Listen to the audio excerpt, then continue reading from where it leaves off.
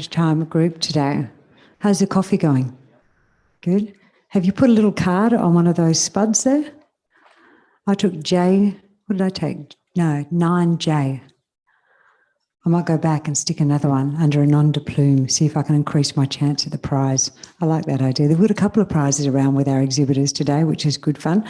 There's also, as I was coming in, just while we're waiting for the couple more to come through the back there before our first presentation, there is a booth as you come in the main door on the left-hand side, and it's probably not one that a lot of you would wander over to because it has not really a lot to do with the world that we're in with oil and gas, etc. The guys are called TLG, so it's Teach, Learn, Grow. Did anyone actually see them or catch up with them? Okay, so you know what it's about. So they're here because they're looking for investment. They're actually looking for some of the bigger companies to invest in them and help to fund them. But I was thinking too, as smaller investors, and perhaps this could be your humanitarian side project, if you like, they're looking for funds. What they do is they go out to regional and rural Western Australia and they help kids in those areas who need some help to get up to speed educationally. It's run by volunteers. It's uni students who go out and they do the teaching, not necessarily teaching students, but just students who would like to give back.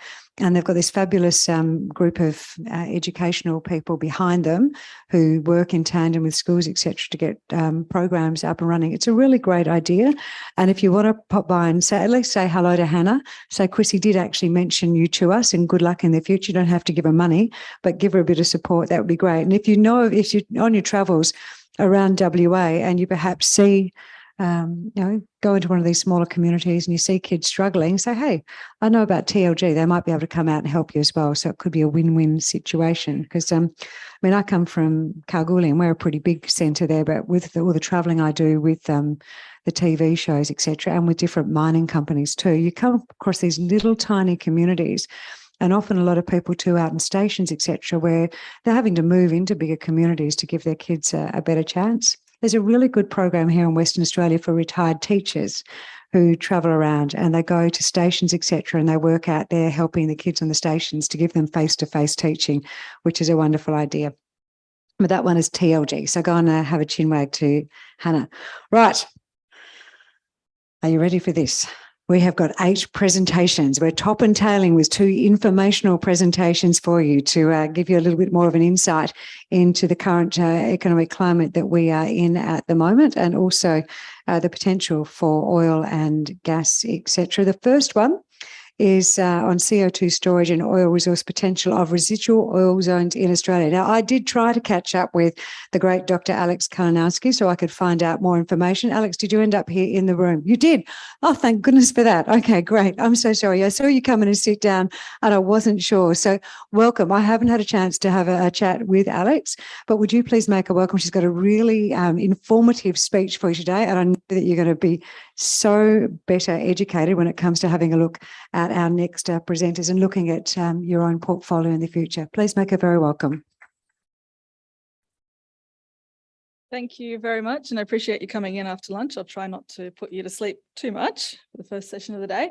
So today I'd really like to tell you about some of the work that Geoscience Australia is doing with CO2 storage, and in this particular case, it's CO2 storage and oil resource potential of residual oil zones. And this is a project that GA is leading in collaboration with CSIRO, and we've also had some great input from industry, in particular Bridgeport Energy and Beach. And all of this work is being done under this broad umbrella of the Exploring for the Future program, which you may have heard of. It's a $225 million pre-competitive geoscience program that's looking at mineral, energy and groundwater resource potential in Australia. Which button am I pressing? The green button? So that's the... Should have worked out how this works first. No? Sorry. Oh, big one. The big green button. Sorry, the really big green button works. Okay, fantastic. So some of this is going to be probably pretty basic for you, so just sit through it.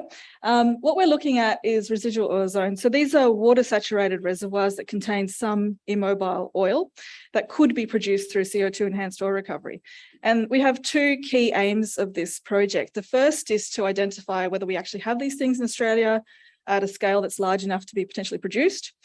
And if we do have them, how much CO2 can be stored and how much oil could be economically produced from them. So the drivers for us, really, the fundamental driver is really meeting our emissions targets and through accelerating carbon capture and storage. The other driver, of course, is maximising our oil resources domestically. So on the left there, you can see there's a map of a number of projects, CO2 storage projects and CCUS projects that are just popping up all over the place now across Australia. We've done a lot of work to support this type of acceleration of CCS through looking at saline aquifers for CO2 storage, as well as depleted fields. And now we're looking for other options that can help build up our portfolio of storage sites. And that includes through CO2 enhanced oil recovery in depleted fields and also in residual oil zones. And of course, CO2 EOR offers a way to maximize our existing oil resources that we are producing now, that we know about now. For those who aren't familiar, CO2 EOR is a technology that's been around since the 1970s, and really it's where CCS started. And it's used to improve the yield of oil from oil fields and extend the life of oil fields. So we know that primary production can result in, perhaps 40% of the original oil in place being produced. Water flooding can result in another 10 or 20%, site specific, of course. And CO2 EOR can also produce some 10 to 20% of that oil. And the way it works, you can see on the picture there, CO2 is injected into the reservoir where it acts like a solvent. It helps move some of that oil to a producing well. The oil and some of the CO2 is produced, CO2 separated and recycled in this process. And the important thing here is that, CO2, actually, some of the CO2 remains in the reservoir and is trapped. So this is kind of a pathway to CO2 storage. So we started looking at CCS. CO2 EOR is really common in North America and other parts of the world, but it's not very common in Australia. And we really wanted to know what is the potential for CO2 EOR deployment for this industry in Australia. And so a few years ago, we had a look at some of the key oil basins in Australia, and we looked at geological factors, we looked at oil composition, we looked at the fields and how big they are and what status they are. We also looked at infrastructure and the availability of CO2 now and into the future. And we kind of ranked some of these regions, very broad brush, but we generally found that there's quite a lot of potential for CO2 EOR in Australia. And of course, we're coming at this from the point of maximising CO2 storage. So we looked at, well, how much CO2 can you actually store through CO2 enhanced oil recovery? On average, CO2 EOR projects store between 0.3 to 0.9 tonnes of CO2 per barrel of oil produced. Obviously, it depends on your aims for your project. So if you want to minimise the amount of CO2 you're using, you're at the lower end of that spectrum, which is understandable because CO2 is very expensive. But if your focus is on storage, then you can be at the higher end of that spectrum. And we realised that for achieving carbon neutral oil, if you use more than about half a tonne of CO2 per barrel of oil, you're actually able to achieve that kind of carbon neutrality. So depleted fields are one thing, but we sort of thought, well, where else could you use CO2 enhanced oil recovery to actually accelerate deployment of CCS? And residual oil zones came to mind. And this is largely because this has really taken off in the United States. So we're looking for geological residual oil zones. These are naturally formed. They're water saturated reservoirs that typically contain between 10 and 30% oil saturation. They can form in this brownfield setting, so beneath the conventional accumulation. They can also be found in greenfield settings where you don't have a main pay zone. The advantage of them for CO2 storage is that they're really large and they can store a lot of CO2. And they can form in a number of different ways. In Australia, we find that the ones that we see are typically formed through tectonic tilting, breach of oil traps, and thick transition zones. And this is a real resource. So this is some examples from the United States. The Seminole oil field on the left there is a brownfield example. And this one really helped play a key role in the commercial development of residual oil zones. So this field has undergone 4 stages of production since 1936. You can see the 4 different peaks there: primary, water flooding, CO2 enhanced oil recovery in the depleted field. And then the red line there represents the projected oil production from the residual oil zone, which is something like 225 million barrels, depending, of course, on CO2 availability. And on the right there, you can see the tall cotton field, which is the first residual oil zone that's been produced that does not have a main pay zone. So it's actually quite a thick residual oil zone, 91 meters, with a fairly high oil saturation of about 30%. And after about 4 years of injecting CO2, they were producing 3,000 barrels of oil per day. And Kinder Morgan expects this to form a major part of their portfolio. So we're not expecting to find a Permian Basin here, but we did have a look at some areas that are strategic to the Exploring for the Future program, and to see if we can find these residual oil zones here. So we looked at the Amadeus, Simpson Viderka, Bowen Surat, but we really focused on the Cooper-Eromanga province because that is a large oil province. And also we have really good data there so that we can really test our methodology and our approach. And we developed a workflow. It's pretty straightforward. I'll show you with respect to the Cooper-Eromanga work that we did. Really, the first few steps involved looking at all of the fields, cutting out things that we're not interested in, like purely gas fields, unconventional fields, and also fields that were too shallow for oil miscibility with CO2. And then we put those remaining fields through a geological screening process. So we looked at composite logs, we looked at any mentions of residual oil zones in literature and well completion reports, and also looked at sort of the petroleum system in general. The ones that made it through that process, we put through to a petrophysical analysis. So really here we're looking for qualitative indications of residual oil zones and then trying to quantify the oil saturation, mainly using resistivity logs. So this is the typical way to look at oil saturation, of course. Saline water is conductive, oil and most rocks aren't, and so you can really work out how much oil you might have. And we used a typical Archie analysis for most of the clean sandstones, and then we used a modified version of that for sandstones where we have a high clay component that can be quite conductive.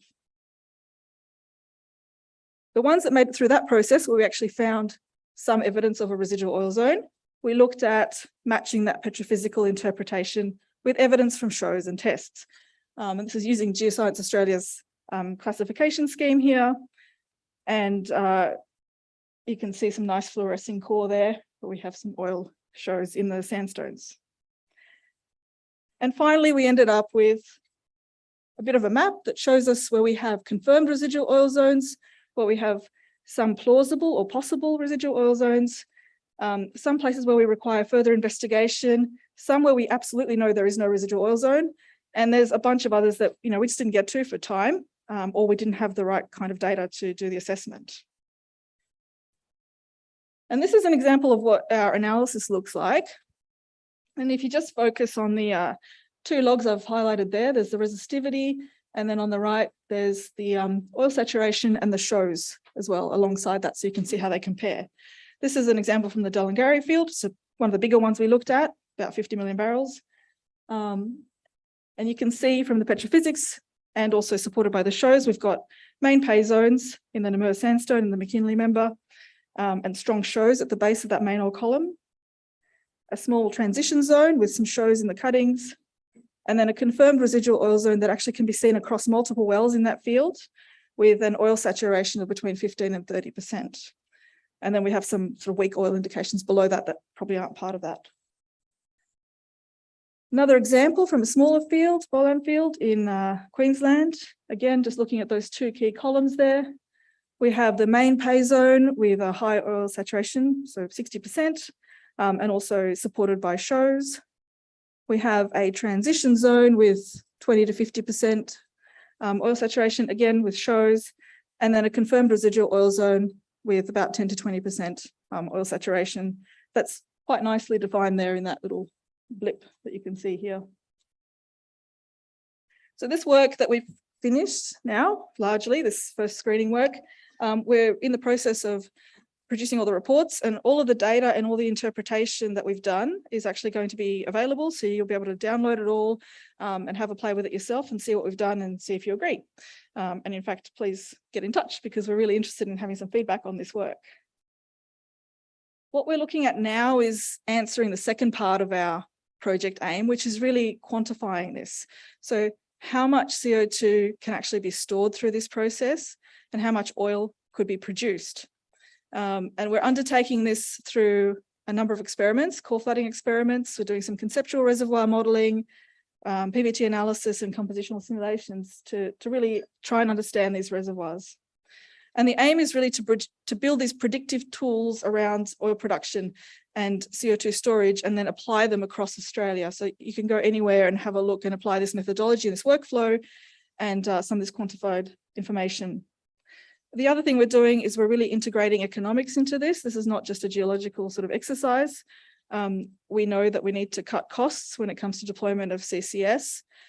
So we're really looking at transport storage costs particularly, and with the CCUS component, looking at obviously the oil price and the potential financial incentive from CO2 EOR.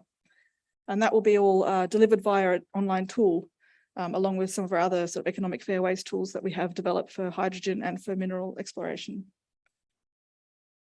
And you can find lots more information on our website. You can go to Exploring for the Future, or our AFA project, which is Australia's Future Energy Resources Project, under which this work is all being done.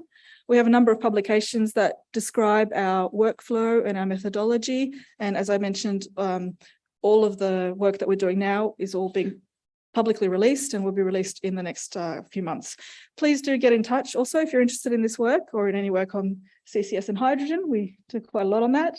And we're very interested to hear from you, from industry, around some of our findings and our approach to sort of gauge whether we're really on the right track with these things. So thanks very much. Thank you so much, Aleks. And my apologies for not getting to you during the lunch break today as well, to have a chat about that beforehand. Thank you very much. And no stairs on that side. That's where I push people off, so you have to come this way. Okay, now our next presenter today, you remember Brendan from TMK this morning, who managed to do his presentation with his torn biceps before he went into surgery. So he had an unexpected, presenter also faced an unexpected, fallen very, very ill. 48 hours ago, he was really looking forward to today and presenting, but he's fallen so sick that Kalima has had to call in a sub for Mark Freeman. They've managed to track down Jordan Cavall, their MD, who was actually on the other side of the world about to board a plane, but he's gone and he has recorded the presentation for you today, which he is obviously very, very passionate about. So Kalima, for your information before we start, has had an almost 20% quarter-on-quarter increase revenue to 37 million in Q2 CY 2022. I think their focus on the Canadian gas and oil assets seems to be paying off. Would you please welcome the sub, Jordan Cavall?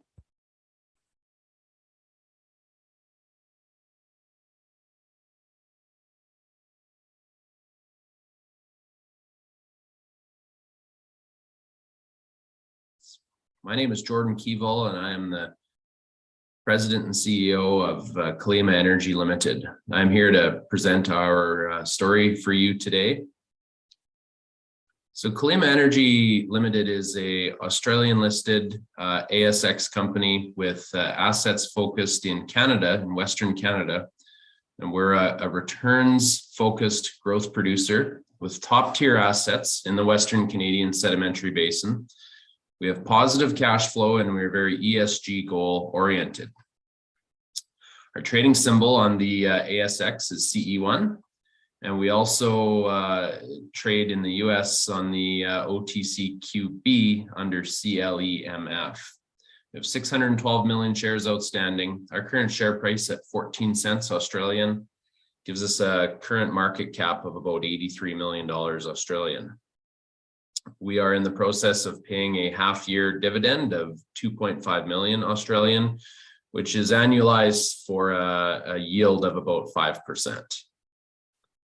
We have proven, probable, and possible reserves across our asset base of 15.6, 20.4, and 24.4 million barrels, respectively, as well as a 2C contingent resource in the Montney play of Northeast British Columbia, with 160 million BOEs in the ground on a contingent resource basis.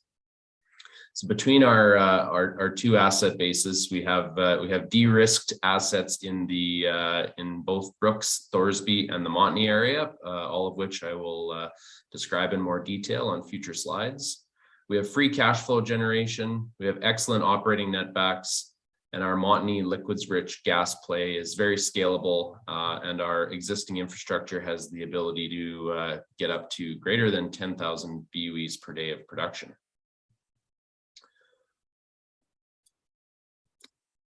So we are a conventional oil and gas producer. This is a map of Western Canada showing where our three core areas are. Again, Brooks and Thorsby, those are our producing assets in the province of Alberta. In that area, we drilled 7 wells in 2021. And in Q1 of 2022, we drilled another 7 wells in Brooks and Thorsby. And in 2022, in the second and third quarter, we have another 4 new wells drilled in the Brooks and Thorsby area. Then the next province over in British Columbia, in northeast British Columbia, we have our Montney Fairway, and that is where we have 34,000 acres of liquids-rich gas prospective land that we will go through in some greater detail. Current production for the company is about 4,200 BOEs per day. 65% of that is oil. And our EBITDA for Q2 on an adjusted basis was $22.6 million Australian.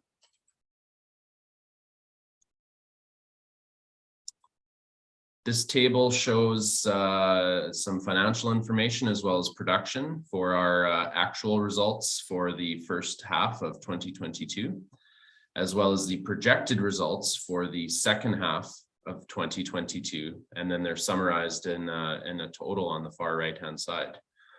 Sales revenue is $136 million projected for the year between H1 and H2. And adjusted EBITDA is $78.6 million for, again, for the year based on the H1 actuals and H2 projections. Free cash flow for the year is estimated at about $15 million in 2022.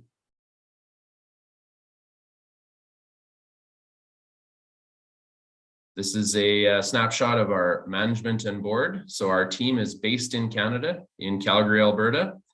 As well, we have directors in both Canada and Australia. We have 2 Australian directors and 3 Canadian-based directors on the Kalima board.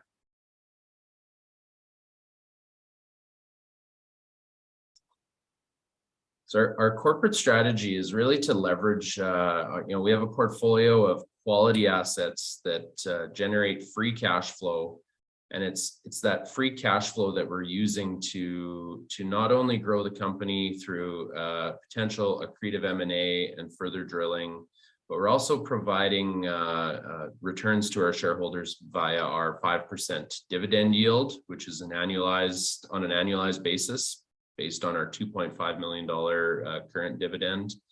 And then also the organic growth through continued drilling in both Brooks and Thorsby, where we have assets that have quick payouts and excellent economic returns. We're going to go through those on an upcoming slide for both Brooks and Thorsby.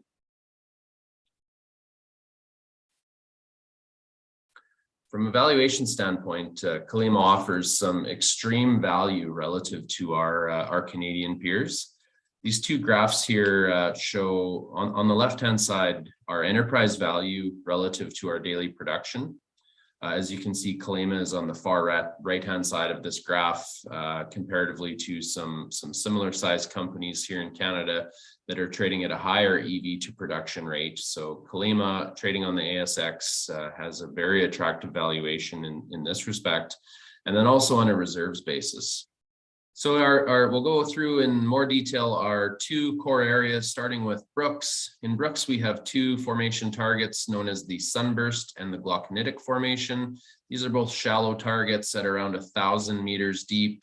And as a result of the shallow nature, these wells drill quickly, and they also come on production in a relatively quick time fashion, particularly the Sunburst, as it does not require any hydraulic fracturing to to bring those wells on production. This slide shows you an average timeline of bringing on a sunburst formation well in the Brooks area. This map shows our land base. We have 108 net sections, or 69,000 acres in the Brooks area. It shows where we have drilled recent Brooks wells over the last 18 months in our Gemini and Pisces ongoing programs, as well as it shows our infrastructure footprint, where our oil batteries are, and our associated pipelines for gas takeaway. We've internally identified 140 net locations in the Brooks area across our asset base in the sunburst and glauconitic formations. However, only 31.75 of those wells have been booked in our reserve report across the sunburst and glauconitic formations. And you can see the reserves detail in the bottom left-hand corner. Based on those 31.75 wells booked in the reserve report, it's about 10 million barrels of 2P reserves in the ground. We've also got a water flood in the Brooks area as part of our ongoing enhanced oil recovery initiatives to lower declines on our existing production and increase reserves. So we have this water flood in the Countess J2J pool, which has been working quite successfully. It's in its infancy, but we are seeing very positive response in our initial results there as part of our enhanced oil recovery project. The economics of our two play types here, again, the glauconitic and the sunburst formation. The sunburst is the true conventional unfracked on the right-hand column. $1.3 million of CapEx to drill, complete, equip, and tie in a sunburst well. That gets us about an 8-month payout at $85 WTI. And then to the left of that, the glauconitic formation, $2.6 million all in for drill, complete, equip, and tie in. And that gets a payout of right around 1 year or 13 months based on $85 oil. Moving on to our other core area of Thorsby. Thorsby is still a shallow target, albeit a little bit deeper than Brooks at 1,300 meters true vertical depth.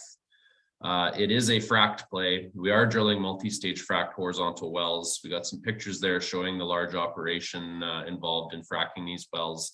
They do take a little bit longer to drill and complete and to clean up, but still a relatively short time frame from the initial investment of capital when you spud the well through to when you start to see production and the wells reach their peak rates. It's still a relatively quick turnaround. This map shows our Thorsby land position of about 63,000 acres or 98 net sections. The Blacksburg team has drilled 15 wells to date in this area. We have 86 locations identified internally in the Sparky formation in the Thorsby area. However, only 24 Sparky wells are booked in our reserve report, and we have approximately, again, 10.4 million BOEs in the ground of reserves based on those 24 booked Sparky locations in our third-party reserve report.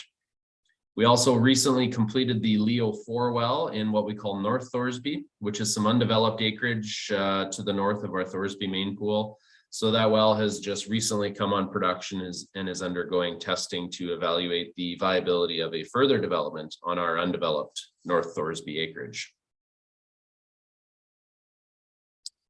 Economics for the Sparky formation at Thorsby used at $85 WTI.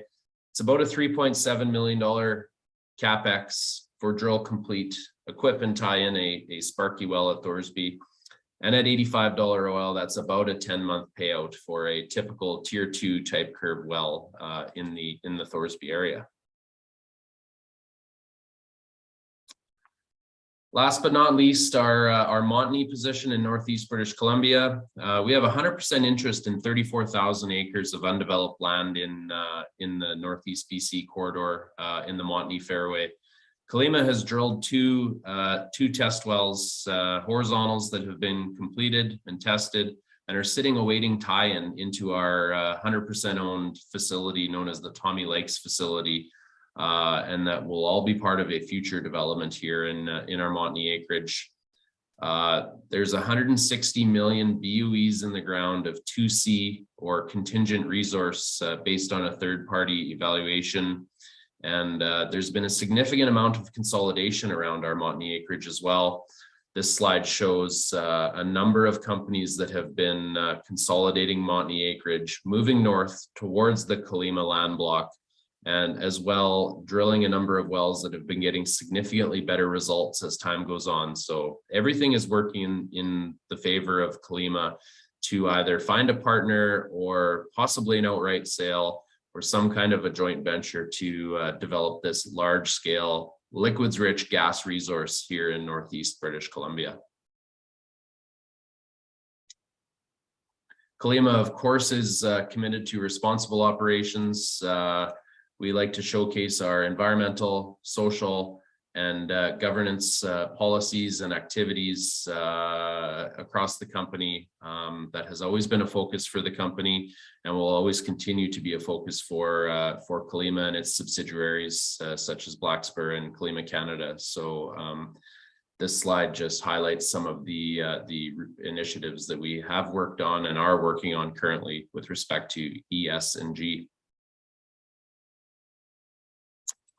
Finally, in summary, we have production. We're producing about 4,200 BOEs per day for the second half of H2, and we're continuing to drill to support that production.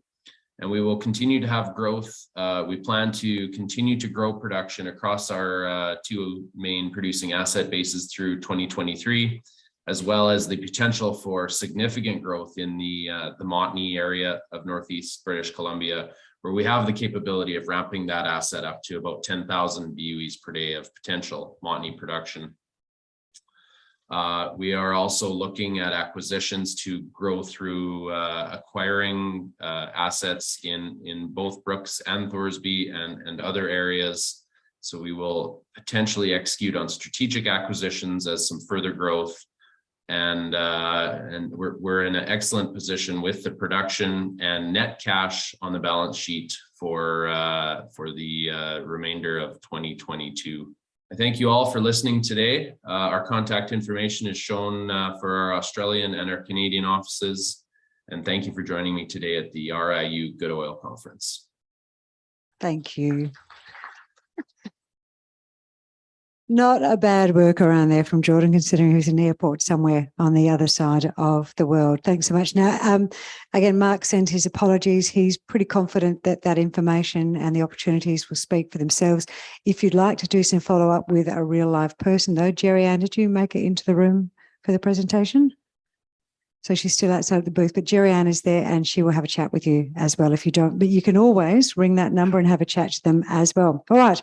Our next presentation today comes from Talon Energy Ltd, which has a focus on onshore exploration and development in the Perth Basin and also in Mongolia. And yes, they are also the joint venture partners with Strachan and TMK Energy, who we heard from earlier on today. So there's a lot going on, and as we've heard, a lot of upside on those joint venture projects. At the moment, they're forecast to have a $30 million a year free cash flow, and that's starting in Q1 next year. And that's actually approximately 50% of their current market cap. They will be funded. They will be ready to go. So they tell me. Let's get Colby Hauser up here. He's Talon's managing director. He's an experienced, come on, walk and talk. I'll talk, you walk. He's an experienced energy executive with a broad range of experience in senior corporate, commercial and project development roles in the energy sector, both here and also overseas. Let's make him welcome today. Thanks very much, Chrissy. Colby Hauser is the name. Thanks for that.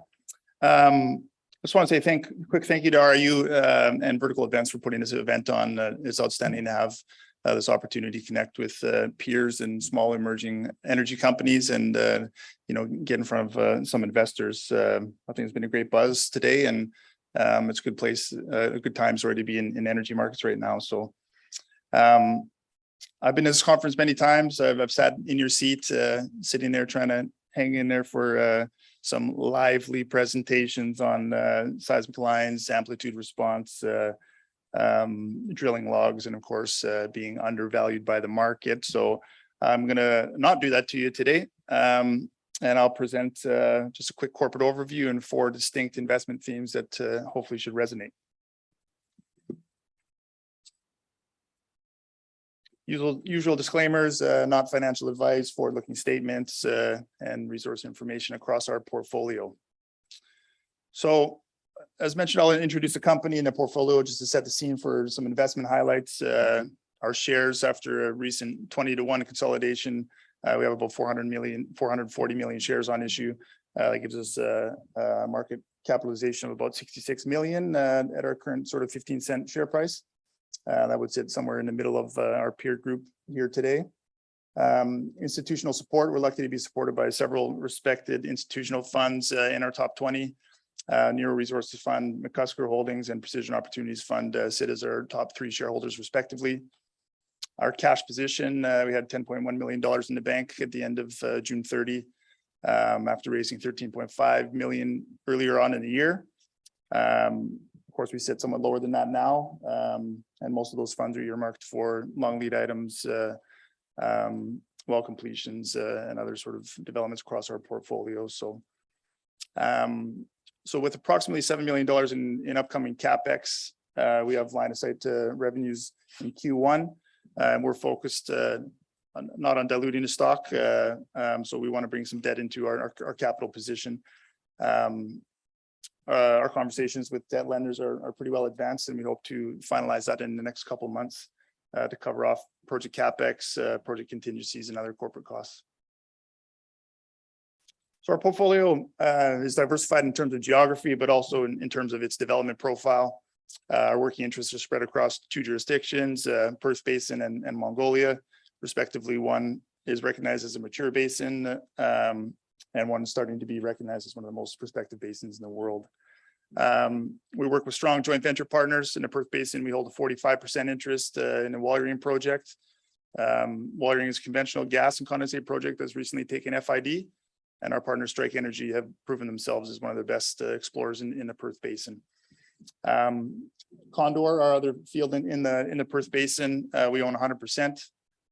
We're just excising that out of EP494, and that should be completed in the next few months. And in time, we might look for an operating partner with a similar profile.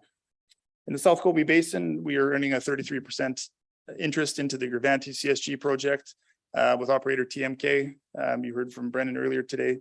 TMK have excellent knowledge of the basin, very capable in-country team, and importantly have significant local ownership, which is very important in Mongolia.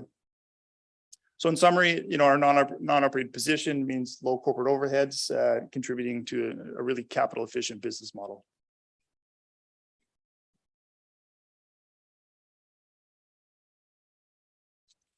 So capital efficient business model doesn't mean we've been sitting on our hands. As touched on, the last 12 months have been very busy for Talon, and in conjunction with our joint venture partners, we've been making it happen.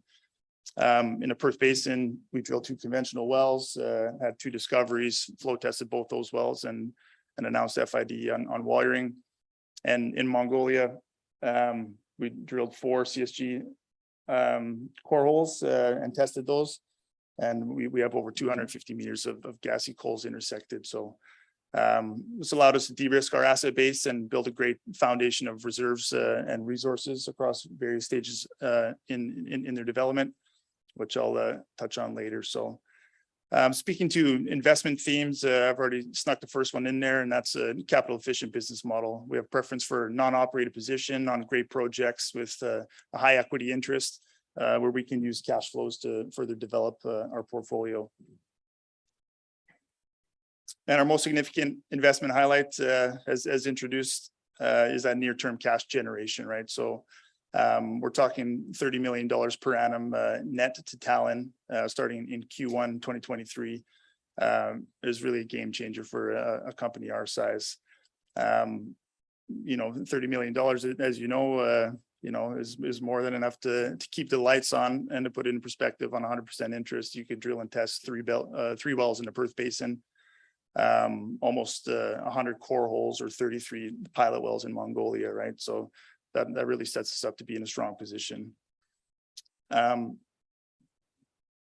if cash flows isn't that exciting for you and you want exploration upside, we have that in spades. We have Condor, which is a Jurassic wet gas project. It's the largest untested Jurassic wet gas structure in the Perth Basin, and obviously a significant, multi-TCF opportunity in Gravantes, right on the doorstep of the Chinese market. And then finally, we have some near-term value catalysts. As we move from exploration into production, we hope to re-rate. Oftentimes, your balance sheet is transformed with those cash flows, lowering your cost of capital, and you can see a premium attributed to those companies that have done that. So let's drill a little bit deeper into the Walyering project itself, and we'll touch on how we got there. So basically, we tested Walyering 5 and 6 in the last 12 months. Walyering 5, tested very well. 75 million standard cubic feet per day. And if you're listening to Darren's presentation earlier on, my flow test is bigger than yours. That's the 5th biggest in the Perth Basin. So, and for the record, that was choke constrained. So, Walyering 6 also tested really well at 35 million standard cubic feet per day. That's well beyond the nameplate capacity of the production facility. And we've had risk recently certify what is a really great resource space for the project, 102 PJs of gas total, with a 2P reserve of 54 PJs and over 1 million barrels of condensate, total condensate, with a 2P reserve of 550,000 barrels. So that'll give us just about 5 years of production. So our third investment theme is exploration upside. We'll go back to the Walyering project in more detail. FID was announced by the joint venture only 3 weeks ago.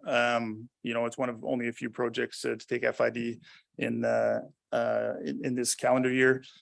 We have a local procurement and fabrication strategy focusing on modular construction, which will give us anticipated first gas of Q1 2023. So the facility will have a nameplate capacity of 33 terajoules per day and 300 barrels a day of condensate production.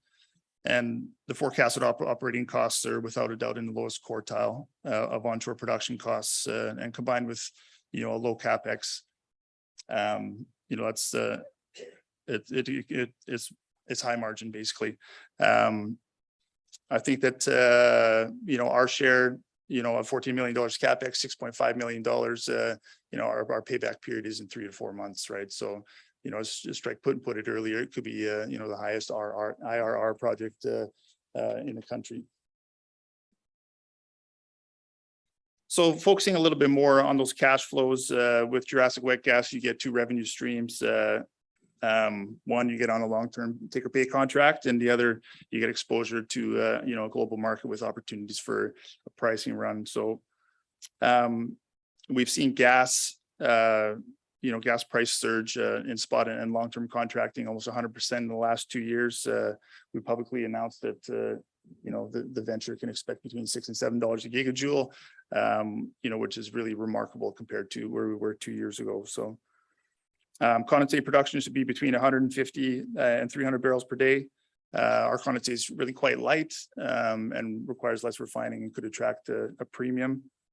And I think we know that crude's just come off in the last couple of months, a 5-year high, right? So it's literally the best time to be developing a project right now. So yeah, between those 2 products, the joint venture is expecting between $50 and $75 million a year in gross cash flows per annum. What's that mean for Talon? I know I've said it before, but I'll reinforce it again. Our 45% interest means about $30 million a year in free cash flow, and that's a game changer.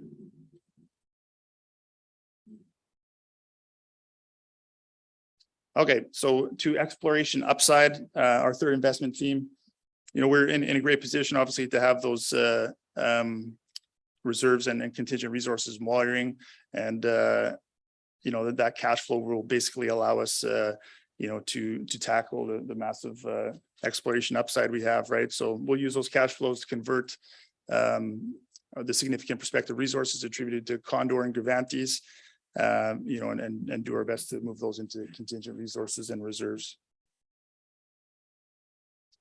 Exploration upside. Condor, right? So this is just in the right here in the south part of the Perth Basin.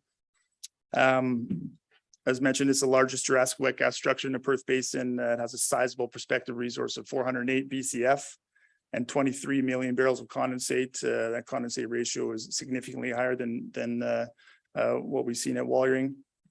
There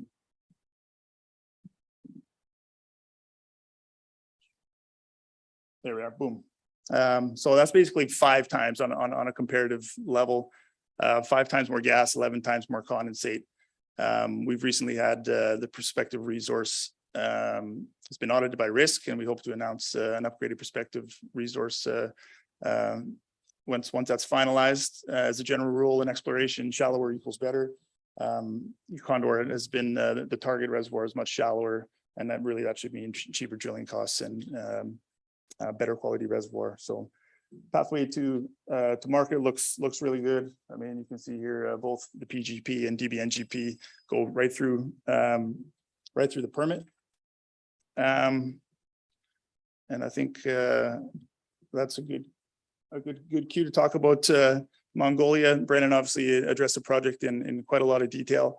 You know, we've had 2 independent prospective resources, approximately 6 TCF. That's 2 TCF Talon to Talon, located in South Colby, you know, right on China's doorstep, you know, close to the major Chinese gas pipelines. PetroChina, of course, owning that infrastructure and taking a real interest in the project. I don't think you have to be Einstein to sort of piece those puzzles together. You know, we've had excellent success there on all 4 core holes, and we're going to drill another one here shortly. Importantly, yeah, I mean, the contingent resource will come out of the project in about a month's time, and it's looking to be the largest to come out of Mongolia. So this is the last investment theme is near-term catalysts. You know, we're going from an explorer to a high margin producer, and this transition, you know, often re-rates a company's share price, right? So for us, you know, this journey, we have a handful of significant near-term catalysts, not only across Perth Basin, but also Mongolia. In Perth, obviously Perth Basin looking to finalize the Walyering project and/or corporate debt finance, execute gas sales agreements, commence on-site construction and commissioning of Walyering, and have first revenues from the project, and perhaps look to farm out an interest in Condor. Cervantes will finalize Snow Leopard 5, get that independently certified contingent resource, again, probably the largest to date in Mongolia, and commit to stage 2 and get after the pilot well program. So in summary, we have a capital efficient business model, you know, non-operated, which is our preference. We have imminent cash flow out of Walyering, 30 million per annum, which is again almost half our market cap.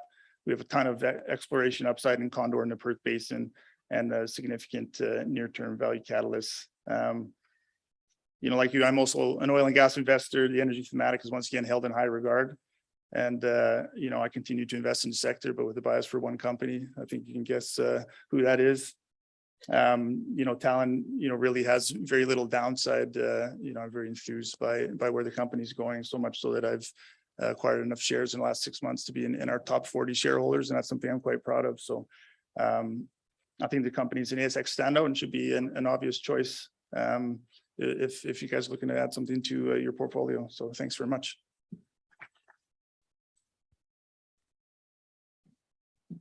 Well done, Colby. Thank you so much. Hey, do we have in the audience anywhere, please, a fellow by the name of Shane Anderson? Is there a Shane Anderson here? You've got about, is that his bag there? Is it really? Wait, hold on a second. Do you know what he looks like? Is this legitimate? Oh, he went out to take a phone call, did he? All right, well, then I'll keep that. I've got a bit of information for him, so I'll just keep that. So I needed to get something through to him. Now you'll all be thinking about that for the next 15 minutes, won't you? Right. Noble Helium is next up on the stage today. Noble Helium has 4 key projects. They're located in Tanzania. They cover a total of almost 4,000 square kilometres of premium helium acreage. Noble's aim is to diversify the helium supply chain, insulating it from the disruption and market manipulation risk that will emerge in the sourcing of this critical raw material. This happy chap here is co-founder and CEO Justyn Wood. I spoke to him ad infinitum about this particular organisation at lunchtime, and he is pretty excited and passionate about it, and I'm sure it's going to come through today. Will you please welcome Justyn Wood from Noble Helium. Thanks very much. Thanks very much for your time this afternoon. Yes, well, I am excited about this. We've been going for more than 5 years now, and we're getting to the end game. So the usual disclaimer, no forward-looking statements, etc.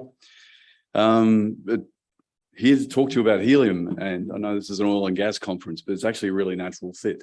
I've been 25 years in oil and gas industry, and it was an easy step sideways into the helium business. So what appeals to me is that it's an unsubstitutable critical raw material. It has a good moat around it as a product. Things like MRI machines, semiconductor manufacture, specialist welding, aerospace, fiber optics, and a host of other uses, applications of helium. Basically can't be substituted in these high-tech applications because helium has some really unique physical properties that can't be duplicated. So there's a number of, as you're aware of the periodic table, noble helium is the first noble gas, but there's a number of noble gases on that table, but helium has some unique physical properties that make it the inert gas of choice. So it has the lowest boiling point, about 3 degrees above absolute zero. So it's the smallest molecular size of an inert gas.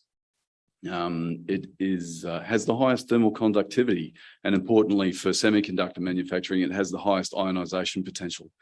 So what that means is, if you've got an application that requires 1 or 2 of these properties in one single gas, you can maybe substitute it. But if you've got 2 or 3 where properties are required, for example, in semiconductor manufacturing, where you need an inert gas, you need the highest ionization potential, and you need highest thermal conductivity, there is no substitute. Now, 15 years ago, there was no requirement for helium in the manufacture of chips. But with the shrinkage of our mobile phones and computers and down to nanoscale sort of transistors, the helium fulfills all of those requirements in the manufacturing process.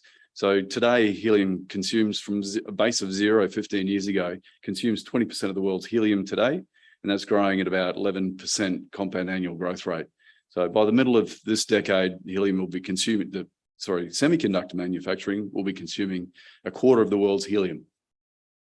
So, and this is typical in the history of helium. A new technology comes along and it can't be replaced, and the consumption of it accelerates. Aerospace is another one, with Elon Musk making space commercial. The last year they launched 28 orbital launches. This year so far 33, and they're planning on 60, and then another 60 next year. And the reason they need helium is because the liquid hydrogen and oxygen in the fuel tanks for these rockets, if you used anything other than helium to purge the fuel lines, it would form ice crystals and block it. Because helium has its lowest thermal conductivity, lowest boiling point, as well as being inert, you don't want anything in a non-inert gas reacting with your rocket fuel. It can't be replaced. On the flip side, on the supply side, the helium supply chain is very fragile. There used to be a thing called the US Federal Reserve, which supplied up to 30% of the world's helium at one point. There was a massive reserve that the US federal government built up during the Cold War to provide helium basically for its rockets, for missiles. US decided to deplete that, sell it down, and it's virtually deplete now. And Russia and Qatar and Algeria have been stepping in to fill that supply gap from a number of fields. So what we're seeing is a transition away from the stability of US as a supply base for helium, and the less geopolitically stable countries like Russia and Algeria, Qatar, stepping up. Now, when we set Noble Helium up 5-6 years ago, we realized that probably wasn't a good place to be. Then the first of the Amur plants, gas processing plants, was supposed to be coming along on stream this year, supplying roughly 10-12% of the world's helium and building to sort of 30% by the middle of this decade. The gas plant blew up. Apparently, it was somebody who was smoking a cigarette, and that cut off the gas supply. So now there's no gas supply out of Russia. Well, sorry, there's no helium, but Russia then invaded Ukraine, and now nobody can get into Russia to fix the problem. So it's very fragile supply chain, and the only real solution to this is to diversify the supply chain. And we think in Tanzania we've got an opportunity to really do that in a significant way. Looking at this from a natural gas versus helium perspective, why would you invest in helium versus natural gas? Well, first of all, it's incredibly valuable, like up to 50 times the price of LNG. Okay, smaller volumes, but same cost of exploration, similar costs per MCF for producing the stuff, but a product that's 50 times more valuable. So for an investment thesis, that makes sense. Right now, liquid helium is selling at somewhere between $250 and $500 US an MCF, and spiking it up to $3,000 an MCF with the current supply shortages, thanks to Russia's what's going on in Russia. So it's yeah, as I said, similar cost base per MCF to produce it, supply it, find it and produce it, but a much bigger upside. And we're using proven technology to produce it, so we're not taking those kinds of risks. I guess rolling all this together is, in the oil and gas game, you look for a 5 TCF field so you can do an LNG train. Well, here in the helium space, a 6 BCF discovery is a company maker. So why us? So we have 4 license areas, basins in Tanzania, in East Africa, in the East African Rift system. I believe that this is one of the best untested helium systems on the planet, and it's not just me saying this. We've worked with professors Ballantyne and Gluyas at Oxford and Durham Universities, the world's leading researchers on helium geology, and that's their view as well. In addition to this being the right place, my background I was with Hardman Resources. I led the exploration program, designed and led the exploration program that resulted in the first oil in the East African Rift in Uganda back in 2006. So I understand the geology very well, the stratigraphy and the architecture of rift systems. And so when we went to choose our licenses back in 2017, I knew where we needed to go. Turns out that the Rukwa Basin alone, so just one of our 4 license areas, has the potential to be the world's 3rd largest helium reserve. This is an extraordinary geological phenomenon, unique to Tanzania. And even more interestingly is that it appears to be only associated with nitrogen. So that would make it, if we prove those resources, we're looking at the world's largest primary helium reserve, and that makes a difference when 95% of the world's helium today is produced as a byproduct of natural gas. We also want to build a portfolio. So a couple of years ago, we teamed up again with John Gluyas and Chris Ballantyne, and they built us the world's first global helium atlas, looking at other areas around the world that we could potentially look at for these kinds, for large primary helium reserves. So it's done 2 things. It's identified a couple of areas that we're looking at, interested in going into, but it's also demonstrated just what a unique place Tanzania is. It's underscored what we're doing. We're on the right track. We're in the right place. So a little bit more about Noble Helium. This is an investment conference, so I know you guys need to see this. We listed on the ASX in April. Current market cap is basically where we listed. Actually, we're listed at 43 cents. We've come back down. Bit of profit taking, which is understandable, and also a bit of a rough market to land in. But we're back to basically where we started. $36 million market cap, and 8.5 million in the bank as at the end of June. And what's not on here is that if we roll this through our prospective resource base, this would give us an enterprise value, 28 million, gives us basically the P50 resource of helium in the ground would be valued at around 28 cents per MCF. This is for a product that sells for $250 to $500 US. So we're in the right place, and there's some very significant upside if we continue to kick goals. Extremely proud of the team that we've pulled together, and this is all available in the public domain.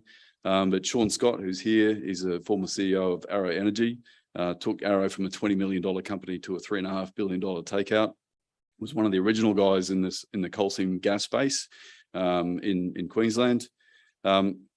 Brilliant member of the team. I'm really pleased to have attracted Sean to the project. I've been in this co-founded it 5 years ago. Was with Hardman, was with Chevron and others, and have pulled this together over the last 5 years. We've got Professor Andrew Garnett, who's the director of the Centre for Natural Gas at the University of Queensland, former Shell executive, ran Eastern New Ventures for Shell in the Eastern Hemisphere for a while. Really knows what he's doing. Eddie King, Craig McNabb, our co-sec, is doing a brilliant job as well. And I'll just point out Kent Masters. He's our anchor investor. Kent came in a couple of years ago. He was formerly an executive with Lindy running Africa, but Kent these days is the chairman, CEO, and president of Albemarle, the world's largest lithium mining company. So he loves helium, loves what we're doing, and he's well and truly in the seat. These are our license areas. We've got the North Rukwa, North Nyasa, Ayasi and Manyara. These licenses have been awarded. These are about to be awarded.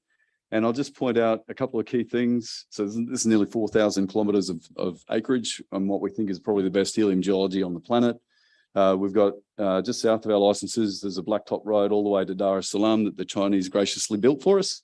And we've got the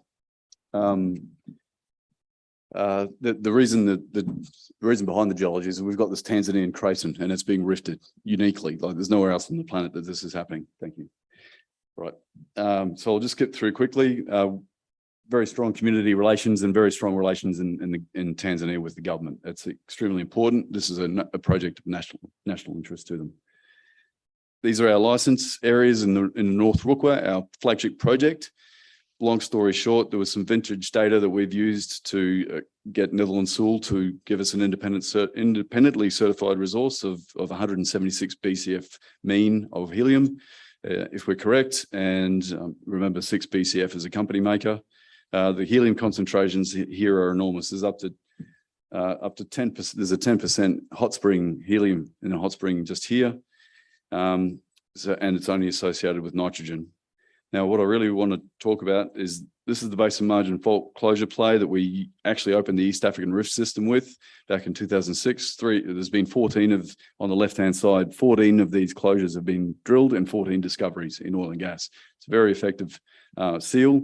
On the right-hand side, there's a less effective seal where you've got intrabasinal fault-related trapping mechanisms.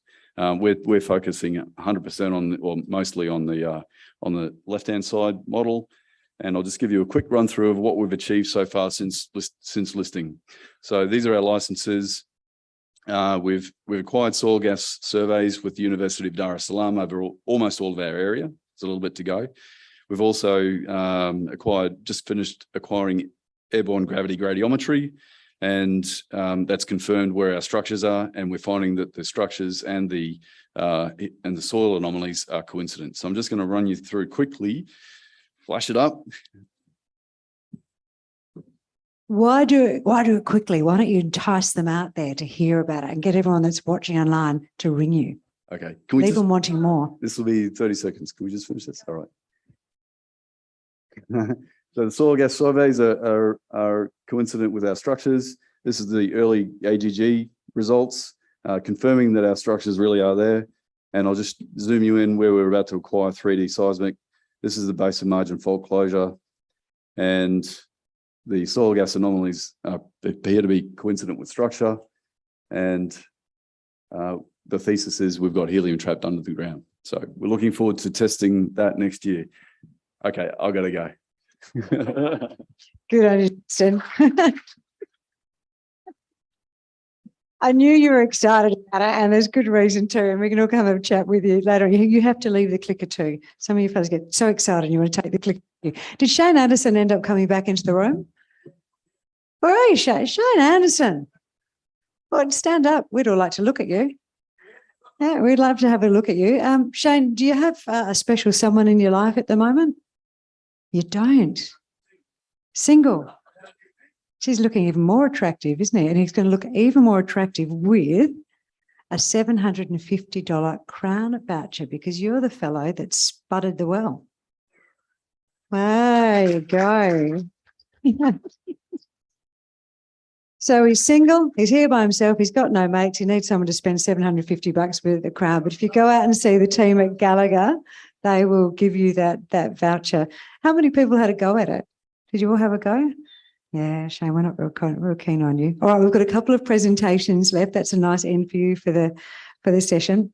And the next one is Triangle. Our next presenter is Conrad. Todd, he's the MD of Triangle. Triangle, of course, are a small to mid-size oil producer with oil and gas exploration and a foot in the carbon recapturing realm. And that's our focus for the next 15 minutes. But while he's up here, and how about you talk about it afterwards? I'll get some time out of you. How about a look at that pin that's on his jacket up there? That pin is something pretty special, which involved supersonic travel to Western Australia from the place where he comes from. But would you make him welcome for this point in time to talk about Triangle? Thank you very much. The standard disclaimer, I won't read it out because we'll be here all day. Let's talk about Triangle. I'll give you a quick run through. This might be a bit of a gallop through Triangle Energy. We've got a 1.3 billion shares on issue. Share price is 1.3 cents, a market cap of about 17 million. We've got a lot of options out there, 800 million. And interestingly, an EV of -3 million. And I won't go into that now, but if anyone wants to buttonhole me afterwards, I'm happy to discuss that. Cash in the bank of 6 million as of the end of August. And rather interestingly, $13 million worth of state gas shares. They're a Queensland coal seam methane company.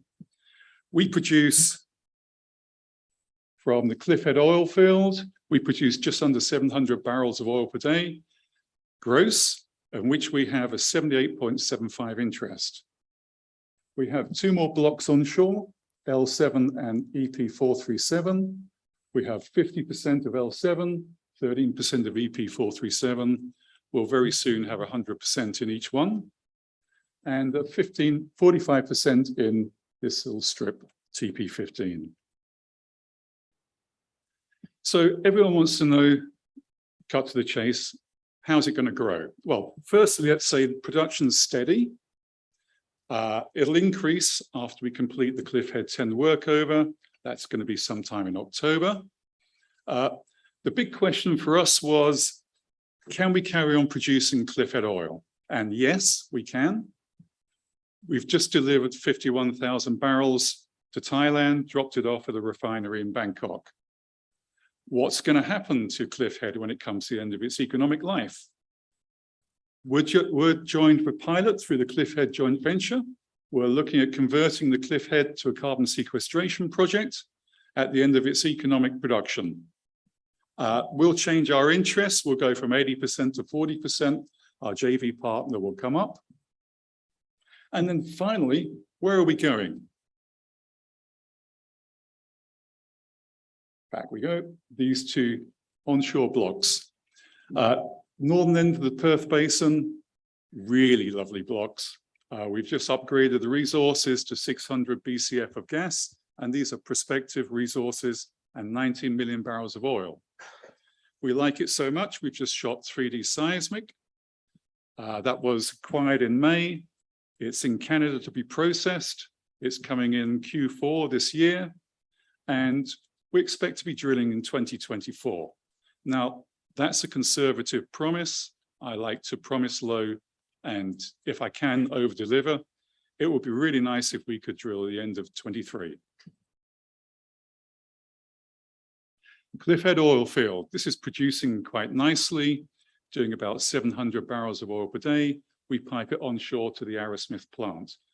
Cliffhead oil field is located in the federal waters, and that's really important. I'll come back to that later. We're working over the Cliffhead 10 well, which is that one there. We're replacing the downhole pump. That's going to add about 100 barrels of oil per day. And we have potential to drill 2 further wells, the Western development and a near field exploration well called Mentel. We need some finance for that, so that's subject to farm out or financing. Cliffhead oil. There was a big question whether we could actually manage to monetize our production out of Cliffhead. As you recall, our export route through Geraldton shut down. Our last export there was April. We've come up with an alternate route. And the alternate route is, it's a little bit complex. We've refurbished those 2 of the 3 tanks. We can now store 30,000 barrels of oil. So we produce, we fill the tanks up. We have a chartered tanker, comes into Geraldton. We do a 4-day, 24-hour per day truck run, half fill the tanker. Tanker goes, anchors offshore, carry on producing, fill the tanks up. 24-hour truck run, tankers in Geraldton, fill it up again, and it goes off, sells our oil up in Asia. We've got the first one away. The tanker's offloaded the oil. It's bunkered up with fuel in Singapore. It's on its way back. This is a short-term fix. It's going to last us about 18 months. But for the next 18 months, we've got the only oil export route out of the Perth Basin. And that means we're talking to people, they're coming to us, and the more oil we can put through this, we reduce our cost per barrel. Cliffhead Carbon Capture Project. Brad's talked about this in great detail. So I'll just say, at the end of economic life, we have $350 million worth of kit on the seafloor as a platform, as well as and the processing facility. Generally, what would happen is you rip it all out and you throw it away. And that's kind of a waste because it's still in really good condition and we could think of something to do with it. And in fact, what we would do is we would reverse the flow. So we have the onshore facilities and they're in WA. At present, there is no legislation to sequester carbon dioxide onshore WA. This field sits in federal waters. We can do it. We can sequester in federal waters. We have a 14K pipeline joining the two. So it's a very doable project. And we're going to save a lot of money compared to other projects because we've already got the infrastructure in place. So it looks like the 2C resources are about 6.5 million tons of CO2. The economics suggest it's profitable. It's a good thing to do. It is a good thing to do. You're sequestering carbon dioxide, and it's going to make us a bit of income. So it's doubly good. Let's get to the excitement. The excitement is these 2 blocks here, EP437, L7, northern part of the Perth Basin. We're going to get 100% interest in both of them. They're within walking distance of Waitsia, Lockyer Deep. Waitsia and Lockyer Deep are probably going to pan out to be about a TCF each.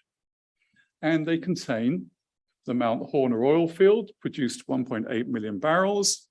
So I say that the oil migration into the blocks are given. The Y1 well over here tested gas. Gas migration into the block works. So there's good potential for significant gas and oil discoveries. We calculate 617 BCF of gas, best estimate prospective resources in 5 prospects. The largest one is the Booth prospect here, and 19 million barrels of oil in 7 prospects and leads. As I said, we've shot the 3D, it's being processed, we're looking to drill. I'm a geologist, we always have to have some sections. This runs from east to west, and you see you're coming out of the basin, and we're getting our prospects, the gas prospects are in the King Ear High Cliff, Same reservoirs as the big gas fields in the Northern Perth Basin.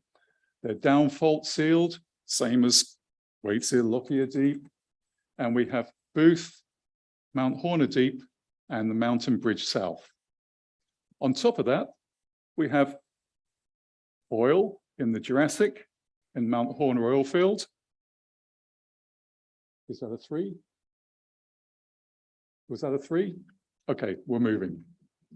And an example is the Mount Horner deep well. It'll go through shallow oil, gas or oil in the Dongara and Irwin River, and gas prospect in the King Eyre High Cliff.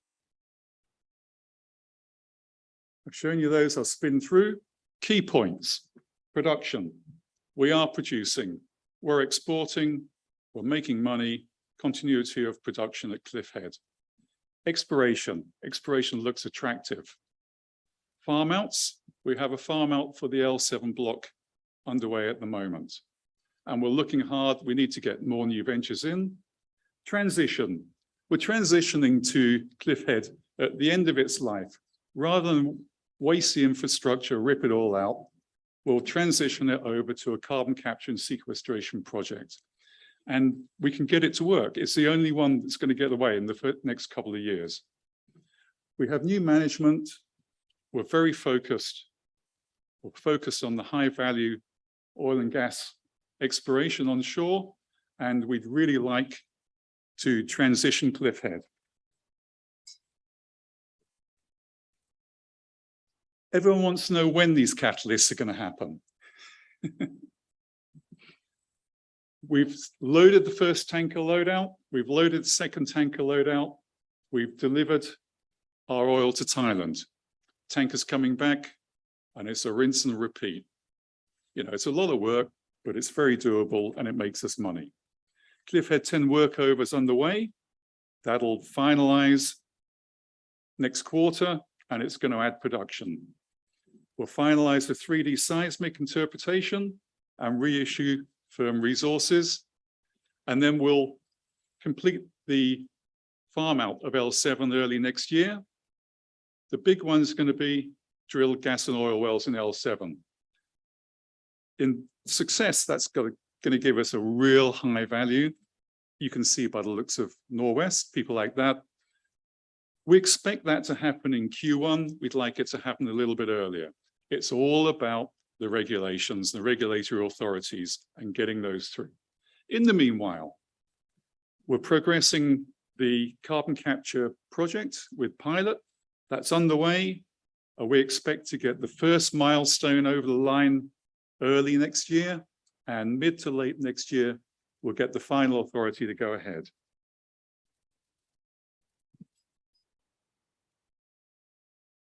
I heard all the dings from out there. I've rushed through a little bit. It's a bit of a gallop, but I'd say we have an exciting future, but I would do, of course, with a rejuvenated team. We're aiming to come up with a balanced, mid-sized oil and gas company with a firm foot on the carbon capture project. So we'll have a CCS side. Our management team has got an awful lot of experience in E&P, in the oil and gas space, and we have commercial acumen sitting in there. We formulated a new plan. We're putting it in place. Production's steady. We're actually exporting. We're making money on it. We're looking to transition. At the end of economic life, we'll transition to a carbon capture project. And we're focused on high value onshore North Perth Basin exploration. We've done this in 6 months. We think all of those measures are going to add value. So we've got it lined up and we're going down the road, plans in place, and we're off. Thank you very much. Now, stay there because the microphone won't come across, and those of us who are listening and playing along at home will have heard me talk about the pin that you're wearing, and they might be interested too. So it's a little gold, for those of you at the back, it's an actual gold kangaroo. It's not been given to him from a gift shop or anywhere else. It's actually pretty important. It was presented to your father-in-law at the Royal Perth Yacht Club. Tell us why I got it. My father-in-law was the medical officer in the RAF on the first non-stop supersonic flight from the UK to Australia. It flew from Brize Norton to Perth in about 1962, 3 Vulcans, 3 V-bombers, beautiful planes. They in-flight refueled about 5 times to get over here in one go. It must have been great to see. Unfortunately, I was only 2 at the time too. And I haven't seen the pictures either. It's amazing. And I did ask him why he ended up with the pin, and he said because he was the favourite son-in-law. He's, of course, the only son-in-law. I am the only well. son-in-law. But it's a great story. It's a really good story. So I just thought it'd be worthwhile sharing, and you can have a chat about that with him, as well as the great opportunities that he has to offer you. Conrad, thanks so much for coming up today. Thank you very much, Chrissy. Cheers. Mr. Thomson Naude, Chief Financial Officer, Carnarvon Energy. Would you please join us, sir? Fantastic. So Carnarvon is an oil and gas company focused on the northwest shelf of Australia. The company's main assets include their share in the 150 million barrel Dorado oil field and the recent Pavo discovery. Thomson is Carnarvon's Chief Financial Officer, as I mentioned, and he's going to provide us with an update on their most recent developments. Please make him very welcome. Thank you, everyone. We're on the home stretch, so here we go. So Carnarvon Energy Ltd is a Northwest Shelf focused oil and gas company. Our primary assets are along the Northwest Shelf. Today I'll be focusing my presentation on the Bedout Sub-Basin, the wondrous geology that is the Bedout Sub-Basin. We do have assets elsewhere up north there, and or the Pepper Project south of Dorado. We also have a renewable diesel project, but unfortunately, given time constraints, I won't touch on that today. But we do have discovered resources in Dorado and Pavo, a combined resource of 200 million barrels of oil discovered. As well as that, we've got a plethora of exploration opportunities with over 100 prospects in the Bedout Sub-Basin. Just touching on our share price performance recently, you know, we all had a pretty tough time in this industry during COVID when oil prices technically were negative. As things strengthened, Carnarvon did discover the Dorado field prior to the COVID-19 pandemic. And following the pandemic, as oil prices normalized, our prevailing share price is around that 35 cents per share. We then drilled the Buffalo well, which disappointed. So the share price reacted accordingly. Following that, we drilled the pretty exciting Pavo well. It was successful. That well found just short of 50 million barrels of oil, taking the joint venture's total to that 200 million barrels of discovered oil. For Carnarvon, that was a 37% increase in resource. So effectively, we increased our resource size by 37%, but we're trading at the same share price as prior. We then went to drill the Apis well, and unfortunately, that did not encounter a commercial level of hydrocarbons, and we've traded the wrong way since then. Carnarvon's enterprise value is $200 million, given our market capitalization of $300 million and just over $100 million in cash. So if you take our enterprise value of $200 million and Carnarvon's discovered oil resource of 45 million barrels, you can today effectively buy our oil for US $3 a barrel. Given oil selling for about $100 a barrel now, that's probably not bad going. So touching on the investment snapshot in Carnarvon, world-class assets. I mean, a lot of people say this, but I'll remind everyone that when we discovered Dorado in 2018, it won the Wood Mackenzie Discovery of the Year. That was a worldwide discovery award. So this was recognized on a global scale by Woodmac. Low cost, shallow. Dorado is located in really shallow water, less than 100 meters. So it's a simple development. It's near services. Santos put out some guidance on cost prior, and we're looking at a range of CapEx range of about $15 to $20 a barrel to develop this field. And OPEX is lower, less than $5 a barrel when this thing's producing at full capacity. We're in a tier 1 location here. We're in our backyard in Australia, offshore, in a proven hydrocarbon system. It's operated by Santos, very experienced offshore Australia and onshore Australia, one of the most experienced operators, and they've run a lot of similar projects to Dorado and Pavo. Dorado is going to produce an incredible amount of cash flow when it's online, and I'll take you through that a bit later today. And even with the success and over 200 million barrels of discovered resource, we have over 100 leads and prospects in this basin. So there's a lot more to come. Just recapping on what happened at the Dorado discovery. Initially, we were targeting a gas field following the rock success we had in the basin prior to that. So 2018, we start drilling. There's 4 targets, each with their own risk.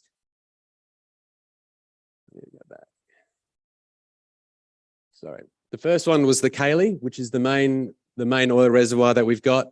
That was successful. We were all really happy. Oil, even better than gas. Next comes the Baxter, which is that thin sand of gas. While all we've intersected on Dorado 1, 2, and 3 is gas, we have a bit of a gut feeling as you go deeper. We think it could be an oil leg down there. Crespin is a smaller gas resource tagged by Dorado 1 and Dorado 2, I think it was, or Dorado 3, one of the 2 appraisal wells. And then deeper, we have a really clean sand in the Milne, gas in a couple of wells, but then as we saw in the other resources, getting oilier as we go down dip. A really fantastic result. We came in at 4 from 4. Like most resources in the offshore Northwest Shelf, it's going to flow like the clappers. And you can see here on our flow testing results here from Dorado 3, the Kalima flow test flowed at 11,000 barrels a day, and a lot of flow tests have constraints due to the equipment we use.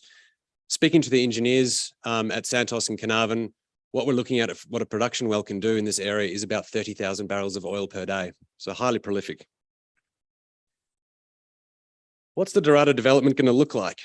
It's actually quite a simple meat and potatoes type of development. As you can see by this image here, very simple unmanned wellhead platform. It's been designed with 16 slots. The initial development will have 10 wells drilled. That gives us flexibility to later on come back and start drilling out, down dip oil columns and increase production later stage. So the FPSO has been designed to allow that flexibility to enhance production in the later stages of the field life. FPSOs capable of producing 100,000 barrels a day will be re-injecting all of the gas. So there's no unnecessary venting or flaring of the gas in the resource. We'll be re-injecting that back into the reservoir for production later in life. What you can see on the bottom of the screen is what looks like a fairly standard oil decline curve or production decline curve for a project like this. And I touched on earlier on the relatively cheap development costs. In our engineering and scoping work, Santos actually put out some guidance. We were looking at a development in the order of about from $2 billion to $2.2 billion US development costs, right? For a project like this, it pays back in year 1. So all of that is cream after project CapEx payback. And as I touched on before, we're looking at an operational cost of less than $5 a barrel when we're at these sorts of rates here. So the cash flow generation on this asset is incredibly strong. We've done substantially most of the front-end engineering and design on this project. There's 3 key steps remaining. The first is the offshore project proposal that is being assessed by NOPSEMA. That's the key environmental approvals. They're significantly advanced. We're in last discussions with NOPSEMA at the moment. There's only really 2 outstanding matters. Sorry, there's only 2 outstanding matters. We're pretty confident we'll resolve those throughout the rest of this year, and then we're on from a permitting perspective. This field already has a production license in place, so all that's well placed. We made an announcement about 2 weeks ago. A key issue we've got at the moment is supply chain, which is no surprise to any sort of operation that's going on. We had that cost estimate of between 2 and 2.2 billion US dollars to develop this. It's looking a bit higher than that at the moment. It's leaving us a little bit uncomfortable. A key for us when we're building this, particularly the FPSO, is we want to achieve construction on a lump sum basis. So contractors are having difficulties delivering things like FPSOs on a lump sum basis, but we are working on it, and we are starting to see things normalize. Steel costs have come down. Labor is moving more freely through Southeast Asia, where this will be built. We're expecting the FPSO will be built in Singapore, and things are getting back to normal there now. So we hope in the new year to get more confidence on that supply chain and start getting to FID on this. Finally, what that does do while we wait for supply chain to normalize, we are looking at the integration of the Pavo resource, which I'll take you through in a moment. Moving to the Pavo discovery, that's the discovery I flagged this year, where we increased our resource by 37% for Carnarvon. It was an excellent result. It went about as well as we could have hoped for. As you can see, it's a structure that's divided into two. This one's for the geologists, but given I'm not a geologist, I'll talk about the cartoon. Pavo 1 intersected the northern part of the structure there. What we had is we've confirmed 43 million barrels of oil. This oil can be brought simply into the Pavo infrastructure, so it's going to extend that field life for the Dorado facilities.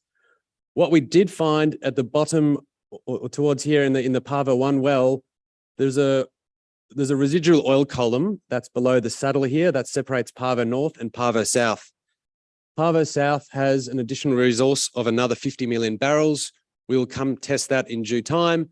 What that will mean, if successful, that'll take our resource size to 250 million barrels of oil. So really more than enough to have to deal with in our development. So what does the integrated oil development look like? We've got Dorado, which we spoke about. That's the 150 odd million barrel development. Pavo North simply gets tied back via a subsea pipeline, brings up total development to 200 million barrels. We drill Pavo South, we've got 250 million barrels. What's really important is we talked about our production decline curve there for Dorado and how Pavo South works like that. Well, you saw it does decline quite fast in Dorado. So what happens now? We've got space in about year 2 or 3. The Pavo oil can work together with what we have at Dorado. So what we're going to do is ensure the Dorado FPSO is spec'd to take the Pavo liquids in from up front. It doesn't have to go back to any yards. We can have it ready to go from the get-go. And then about year 2 or 3, we'll drill a couple of extra wells in Pavo North and tie that back. As I said earlier, we're expecting project payback in year 1, and you're keeping those production rates maxing out at that 100,000 barrels a day. It's pretty easy profit to be making, super attractive returns. Bring Pavo South in, that just keeps going. And remember I said, once we've had capital payback there, we're producing at $5 a barrel here. So at $100, $90 a barrel, it's a lot of profit for the venture.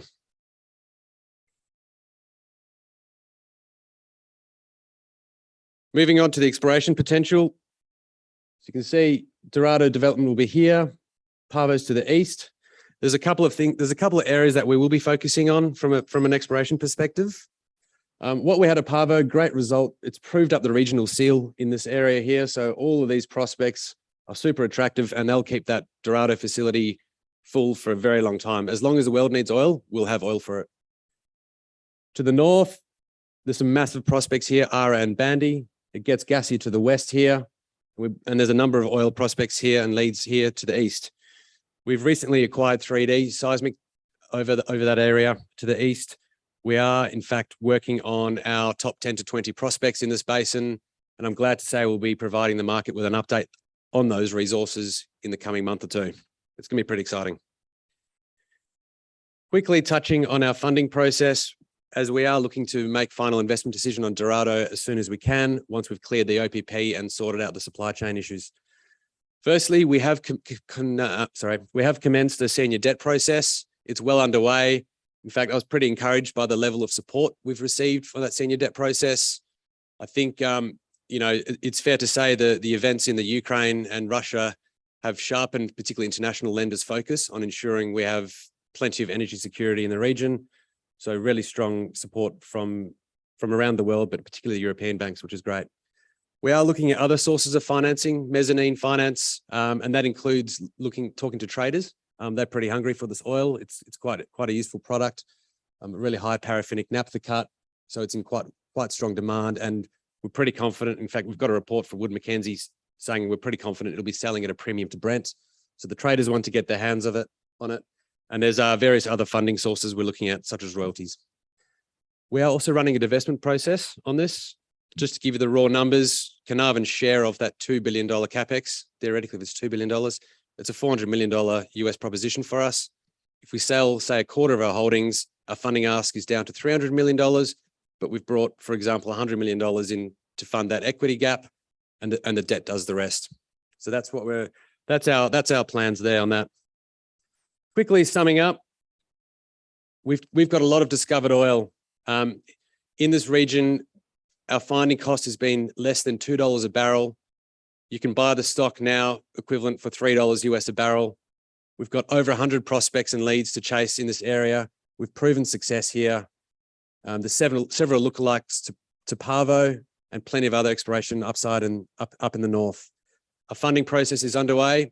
It's really encouraging. We're expecting to have a good, strong level of senior debt support and potentially a divestment to go with that as well. Thank you.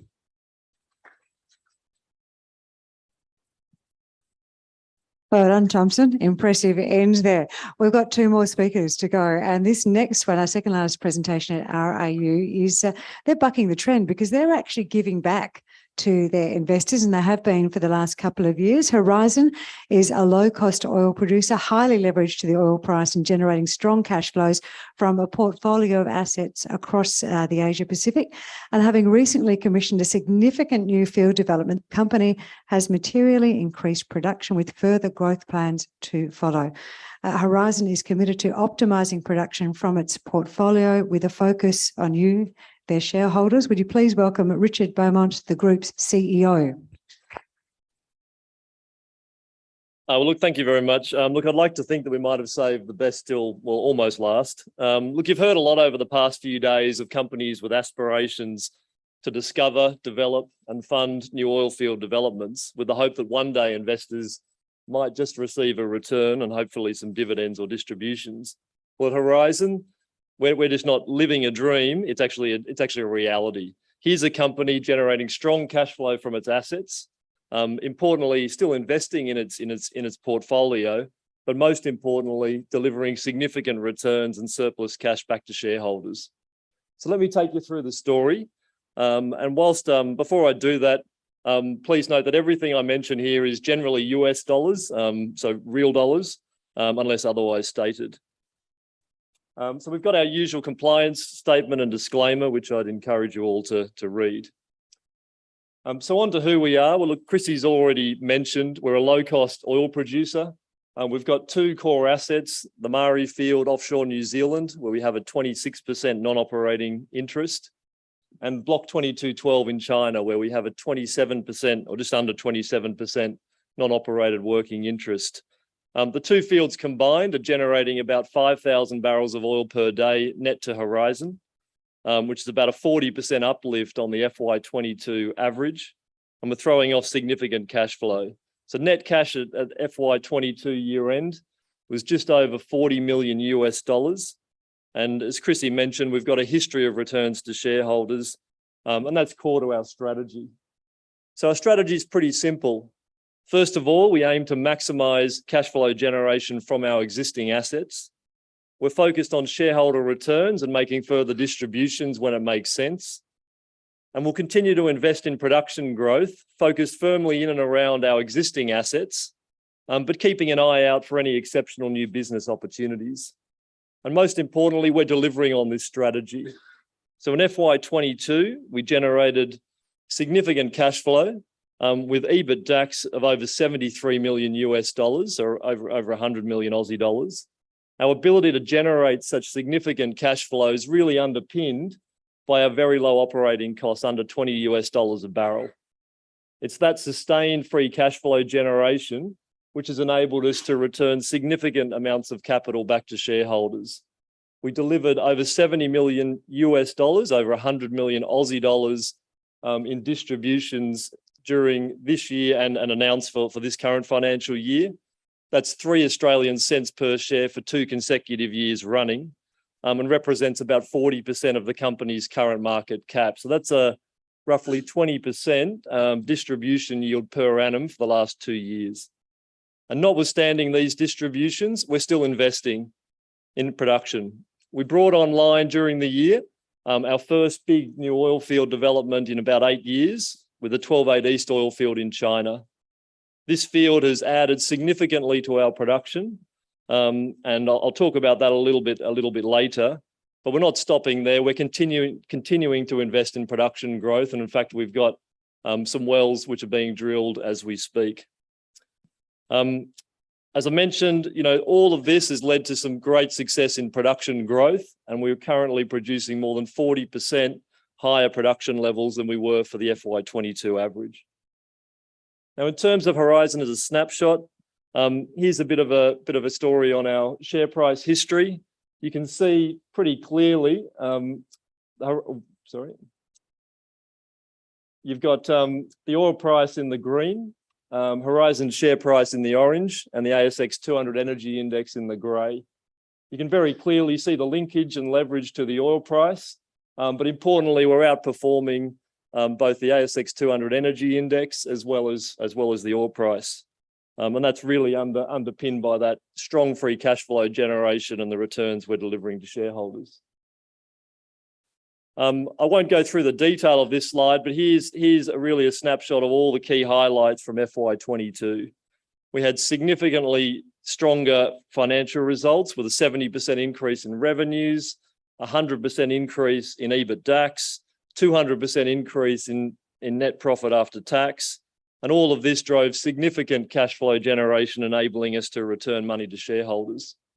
We also were able to extend our existing debt facilities with our senior lenders ANZ, Westpac and ICBC, again showing the quality of the assets in what is a more challenged financing market for the sector. Operationally, I've mentioned the successful completion of the 12-8 East project. Impressively, first oil from this project was delivered within 18 months of FID, notwithstanding the pandemic and the various global supply chain challenges. On ESG, despite the elevated activity levels, we're operating very, very well, and we're significantly better than industry benchmarks. And on climate change, we declared our ambition to reach net zero by 2050, and we're developing a roadmap to achieve this. So now turning to the assets, starting with Block 2212 in China. Our production comes from 25 wells spread across the fields here. Historically, production's been concentrated in and around the 612 and 12-8 West fields, where we've had production over the past sort of decade of around about 8,000 to 10,000 barrels of oil per day. And that production's been largely sustained through various initiatives, infill drilling and so on, in order to sustain production levels. During this year, we brought online the 12-8 East field, which is here in the bottom right, and that's really transformed the field. So production rates have lifted from that 8,000 to 10,000 barrel average up to over 15,000 barrels a day gross over the last month. That's really a game changer for us in terms of free cash flow generation, and we're not stopping there. In recent years, these fields have generated around 70% of our cash flow, owing heavily to the very, very low operating costs, which are less than $13 a barrel. So a little bit more on the 12-8 East development. Here we've got a 3D graphic really showing the core elements of the development. We've got 6 producing wells into the various reservoirs and 1 water disposal well. And the development includes a leased self-installing wellhead platform, which is tied back to the existing infrastructure, the 12-8 West platform. As mentioned, we brought on the project in April this year, with Horizon's share of development costs on time and in line with the original budget of around $20 million. Following cleanup flow, these fields have contributed around 9,000 barrels of oil per day gross throughout the last month. And we expect that's going to decline down to an average for the first full year of around 4,000 barrels of oil per day. We're highly encouraged by the initial production results, and should we continue to see the continued strong production performance, we'll likely look to further development of what is quite a large resource. Now, this map shows the various additional infill exploration opportunities in and around the block.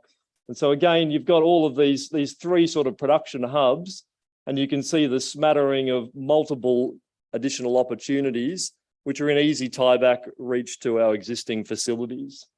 Importantly, I mentioned we're starting to drill additional wells already, and we've started with the M3 well, which is currently drilling ahead, and it'll be followed by the North well.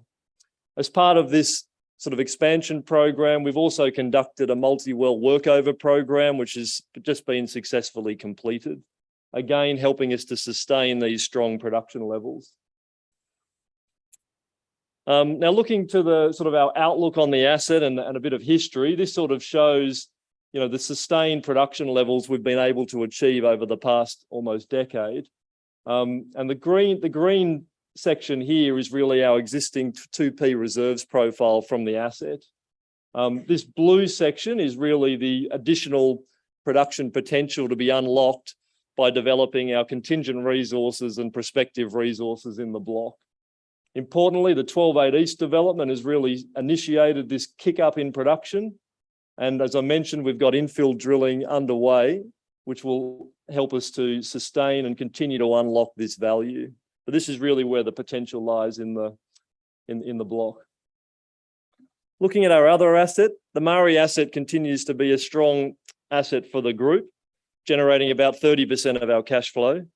Importantly, the production decline rate here has been heavily arrested by continued water injection into the field. And production rates here are largely sustained without the need for significant CapEx spend. On operating costs, again, it's fairly low or modest in the context of the current oil price. And Murray crude attracts very high premiums to Brent. We've got some planned workovers here. We're impacted by COVID, but we're getting onto them now, and we expect production rates to lift over the coming months. Similar to the chart I showed you on our China asset, this one also shows the production history. And importantly, you can see this is really the future. You can see that the production levels are heavily sustained without really that big decline rate, again, driven by the water injection into the field. Our focus is to produce at least out to the end of the permit life, with the option to extend being actively investigated. And there's further contingent resources we're looking at potentially unlocking through infill drilling over the coming years. So in summary, look, Horizon's had another very strong year in delivering significant value to shareholders, and the outlook looks pretty rosy. We commenced FY23 with very, very strong production rates, which again bodes well for strong cash flow generation. As I mentioned, we've got current daily production at over 5,000 barrels of oil per day, up by 40% on FY22, which was already a very strong year. To sort of put things into context, we're generating about $500,000 daily in revenues, and that's up from about $300,000 a day in 2022 or FY22. Now, whilst we don't expect to sustain these production rates from the current well stock, initiatives such as the infill drilling I've mentioned are really all about trying to sustain those production levels and bring on additional production growth. We're determined to continue to deliver value to shareholders, having returned almost 50 million Aussie dollars last year, and again, another $50 million in returns this year. In terms of new business, our focus is on our existing assets and unlocking the remaining value, but we do keep an active watch on new business opportunities, but they've got to be a compelling proposition where we can continue to look to provide further distributions to shareholders. Whilst everything's not easy in the sector, we've got ESG pressures, supply chain challenges. We've got a very talented team, and we look forward to continuing to develop and unlock shareholder value. Thank you.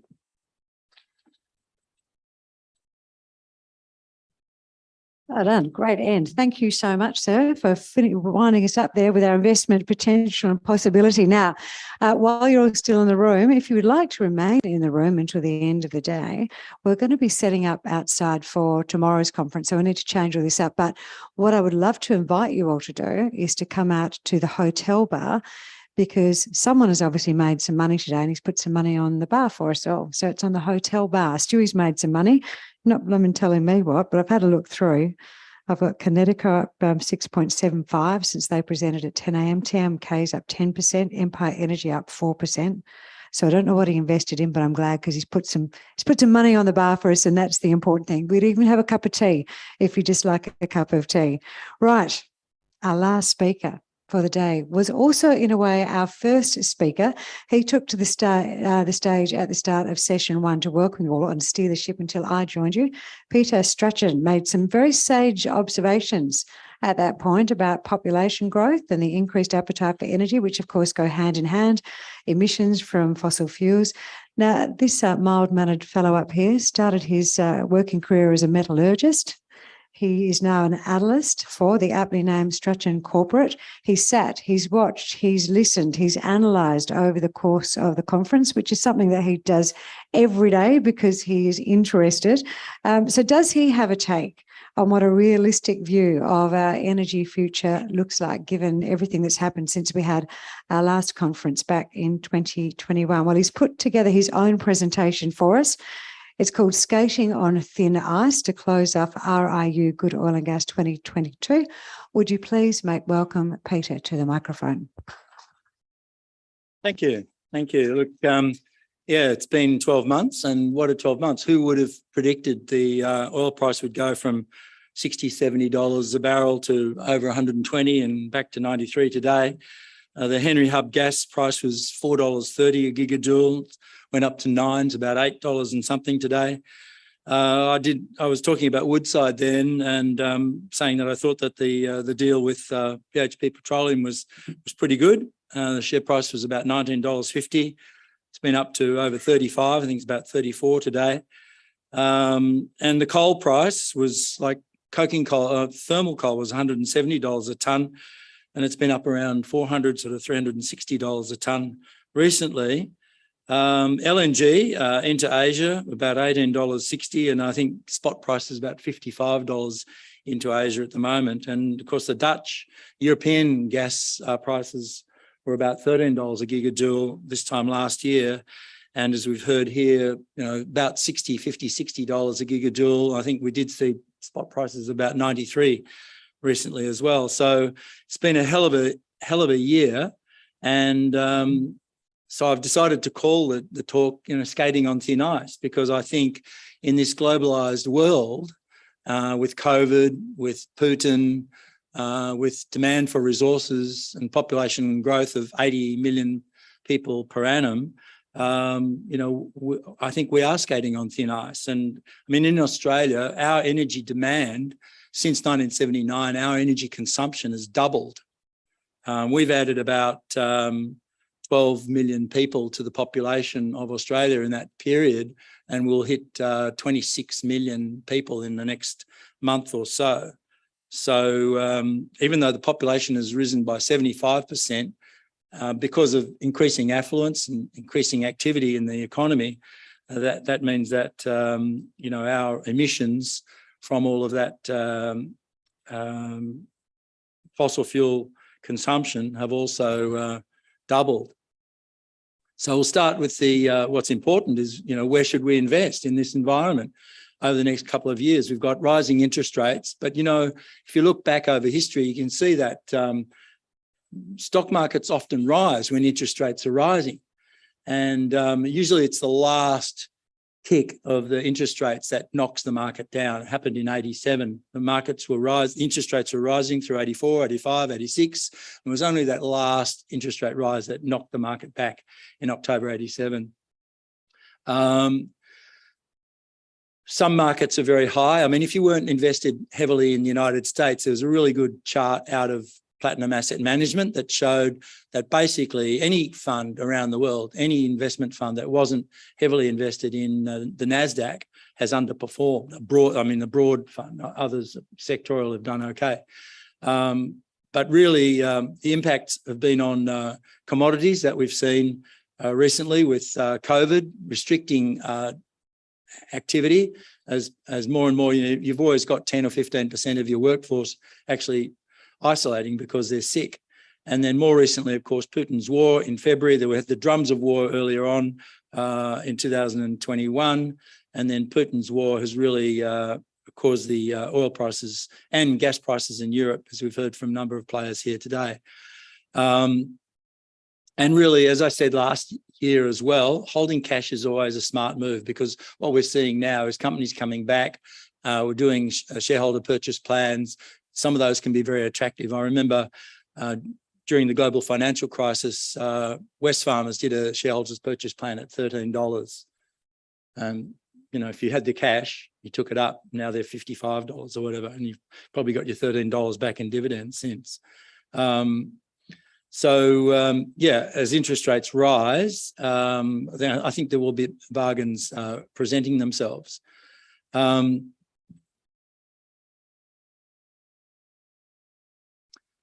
The other thing what I was saying last year as well is to reduce your exposure to small cap stocks. I mean, in a market that is risk averse, where it's more and more difficult to fund yourself by just going back to the market and raising money, the small cap stocks will have difficulty. I mean, if you're in the lithium market, or if you're in rare earths, or if you're an oil and gas company that actually has got a whiz-bang project, like a company like ADX or some of the others that we've heard over the last couple of days, then you will be able to raise money.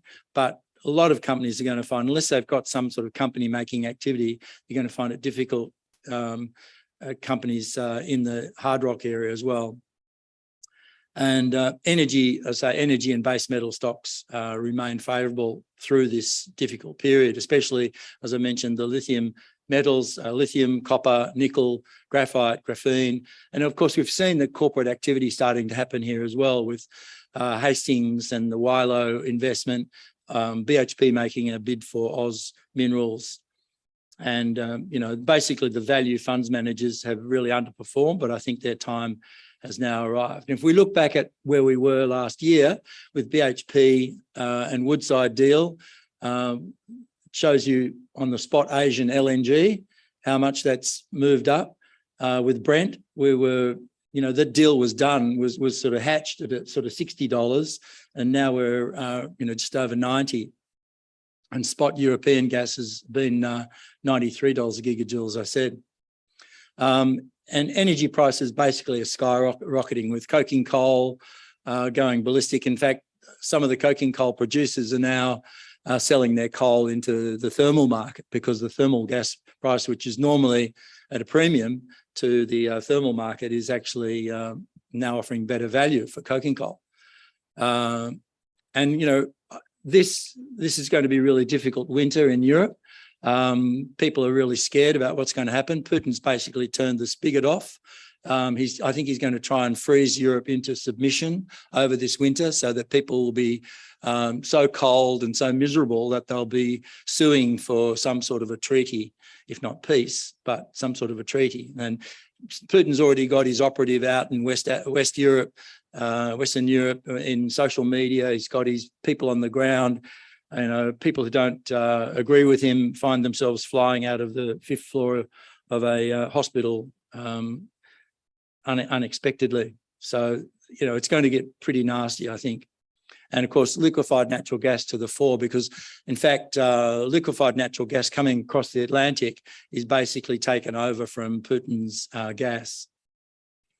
And this is where we left off last year with, as I said, Woodside was around about that, just below $20, and it's traded as high as 36 this year. And I did put some numbers out on that last year. And this is basically where we were. So the Good Oil Conference 21 numbers there on the left-hand side, and I was using $65 a barrel, and, you know, being quite, you know, out there, putting $85. And of course, all the merchant bankers, if you look at their estimates now, they've got like begrudgingly sort of $85 a barrel, but over the long term, they've got like something like $55 a barrel for oil. Now, I'd just like to know when the price of oil is going back to $55. And so I've done it with $105 on the green on the right-hand column there. And basically, I'm saying that if you look at Woodside down the track, 2024 onwards, with Sangomar online, Scarborough coming online, more Gulf of Mexico fields coming on, Woodside producing 200 million barrels of oil equivalent per annum, then you're looking at a company that's going to be generating a free cash flow of about 19 billion, earnings per share of over $6 a share, a dividend. I mean, they paid $1.58 Australian in dividend already for this half.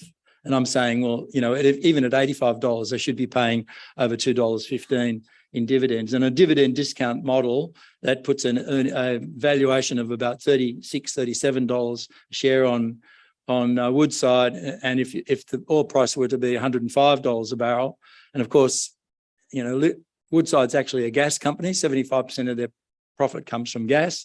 Of course, the gas prices are not $105 a barrel, but like $305 a barrel if you look at on an energy equivalence basis. So I think it's still quite an attractive place to be. So how's this transition going? Fossil fuels likely to peak by 2030. There's a long plateau. All of the rebuildable power supplies still have to come through. And really, as I said last year, BP is saying that by 2040, 40% of the energy will still be coming from fossil fuels. And that's really, you know, the truth of it. That even though a lot of the investment is going into rebuildables, the winds and the solar and bioenergy, the new rebuildable energy that's coming on is not enough to meet the expanding demand. So there's still an expanding demand for gas and oil, even though coal might have peaked. And so what's happening out there in the field? And this is the world rig count. And you can see in 2015, where the Saudis were pumping like crazy to try and kill off the shale gale, that pushed the oil price down. And then number of rigs drilling fell away through 2016-17. And then we had a big drop in the pandemic as well. And the rigs have come back up, but they're still not drilling enough to actually replace the reserves that we're using. We're currently using about 33 billion barrels of oil a year, and we're just not finding that much oil. And this is Australia. And on the left-hand side, you see the drilling, the number of wells being drilled in Australia, and this is from APIA. And the light blue is the offshore drilling, and the dark blue is the onshore. And you can see that, again, where we saw a big decline in the amount of drilling, especially in 2015, 2016, just fell away to sort of nothing. We had a bit of drilling, of course, in the Otway, in the Perth Basin and the Canning Basin, and the onshore drilling, of course, was also ongoing in the Cooper Basin, but virtually nothing in the offshore, only basically what we heard from Carnarvon. They've done a bit of drilling. And so the middle chart just shows you the amount of gas, domestic and LNG. The dark is the LNG. Domestic gas consumptions remain fairly steady, and there was a big jump up in LNG output from 2014, 15, 16 to 17, as what I like to call the Gladstone cluster came into operation. And you can see on the right-hand side that domestic gas consumption's fallen from about 600 petajoules per annum to about 550 petajoules per annum, and 70% of the gas that Australia produces on the East Coast is actually exported as LNG. So there's no gas shortage in the East Coast of Australia, it's just that we're exporting it all. And this is what the EIA thinks. Now, global oil demand is about 101 million barrels of oil a day. But recently there have been some further disruptions beyond COVID, beyond Putin and anything else. There's been civil unrest in Libya, 2 different presidents fighting it out. In Iraq, people like to go swimming in their president's swimming pool when they step down. It happened in Sri Lanka, it's happened in Baghdad as well. We've got Putin's war, we've got inflation, we've got rising interest rates, we've got this energy transition, which everybody's trying to manage, and everybody's being very ESG about it. We've got global pandemic, we've got climate warming, floods, droughts, fires, looming food shortages, and of course, all driven by overpopulation pressures, and which is infecting all of the others. So I'm not sure we're going to see those numbers from the IEA come to impact. What I'd like to point out here is the fact that this is America's LNG exports. You can see them ramping up big time there from 2016, from basically nothing in 2015. But interestingly, just a couple of months ago, when the Freeport LNG facility had to close down, the Henry Hub price fell. It was about $9. It fell to $6 because if the Freeport plant is not exporting LNG, this means there's more gas in the domestic market. So the solution to Australia's high-priced gas on the East Coast is not to export quite so much, and the price would go down. And so here we are in the Anthropocene. We've got, as I said, floods in Pakistan and Europe and Australia. We've got heat waves in Europe and China, drought all over the place, wildfires in North America, in Europe, in Australia, energy unaffordable, crops are failing, scarcity war, forced migration. And the graph on the right here just shows the blue line is the human population and the red line is the millions of barrels of oil. And, you know, I think that we've been turning oil into food for the last 100 years, effectively mechanization, fertilizers, pesticides, irrigation, all of which rely on energy. And that's why the population is, I mean, that's quite an alarming graph. And here's Australia. You can see, as I said, back at 2079, we were just about 15 million, currently 26. We've got real wage growth has slowed. We've got increasing accommodation costs. We've got budgetary pressures, trying to build this infrastructure which can't keep up with that population rise. And we've got increased emissions, noise, pollution from light in the air and the water, all of which is lowering the quality of life. The only people who benefit from rising population is basically Bunnings and Coles and, you know, the sort of 1%ers who can fly in their helicopters down to Margaret River and they don't have to put up with the congestion on the roads. So population is causing, I mean, people say, oh, we've got a skills shortage. We need to increase the population by immigration. But, you know, we've had a skills shortage since 1788, apparently. We've been bringing people in. It's actually the population growth, which is the problem masquerading as a solution. So, I mean, it's like, you know, oh, we've been ramping up immigration for the last 20 years and we've got this skill shortage still. So you would think like you do the same thing and expect a different outcome. No one's actually twigged that actually, in fact, population growth is causing the skill shortage. I mean, whenever a skilled worker comes in and works for $53,000 a year, even though the average is like $86,000 a year, they might come with a wife and children. So they're actually creating more demand for goods and services than they meet. And so the energy cost, you know, what we see is that when energy cost makes up about 10% of the GDP, you get a recession. And this is what we saw ahead of the global financial crisis in '88. And that means that when the oil price is equivalent to 5% of the GDP, we also get a recession. So that's what we should be looking out for with the energy costs so high now that flows through into a global recession.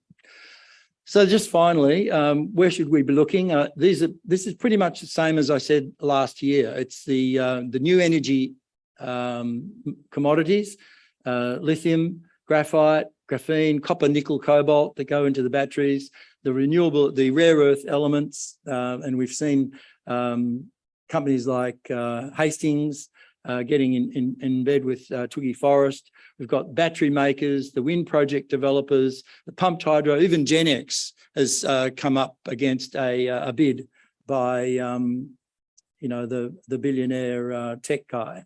And so there's lots of interest in the renewable energy sector. And I think there's going to be still a lot of money to be made in the energy sector with companies like Woodside that have got a lot of, and you know, these companies are not doing much in the way of exploration. They're all about basically milking their existing assets. And we've just heard from Horizon, which is basically doing that. No one wants to really spend money on this high risk exploration business. It's all about producing and cash flow from existing assets. So that's it from me, Chrissy. I took some liberties. I went over the... We're just having a debate out the back as to whether I should ding you or not. No. That's what I thought too. I did think it would be rude. Don't laugh. Some thought, no, you can, yeah, that's exactly right. Would you put your hands together again, please, for Peter? Thank you. That was a great, insightful way to finish off our conference, sir. I've snapped a few of the screenshots on my phone to go home and play with the kids with after. My kids love investing and they love when I come home from this conference. It's very bizarre. I've got a 17-year-old who's got a nice little portfolio that he started amassing during COVID, so he's stoked with any information. We will be back here tomorrow with a conference with a slightly different title, but if you'd love to come and join us, we would love to have your company. And I did like that comment that one of our presenters did today. Well, Eric quoted Mark Twain. He said, "The reports of my death have been greatly exaggerated." And as Peter just pointed out, we cannot afford at this point in time to give up oil and gas. So let's see if there is a little bit of a runway of opportunity for us over the next 10, 20 years, and let's make use of it. Thank you so much, everyone. We love your feedback. Please give it to us, and we look forward to seeing you again in 2023, if not tomorrow.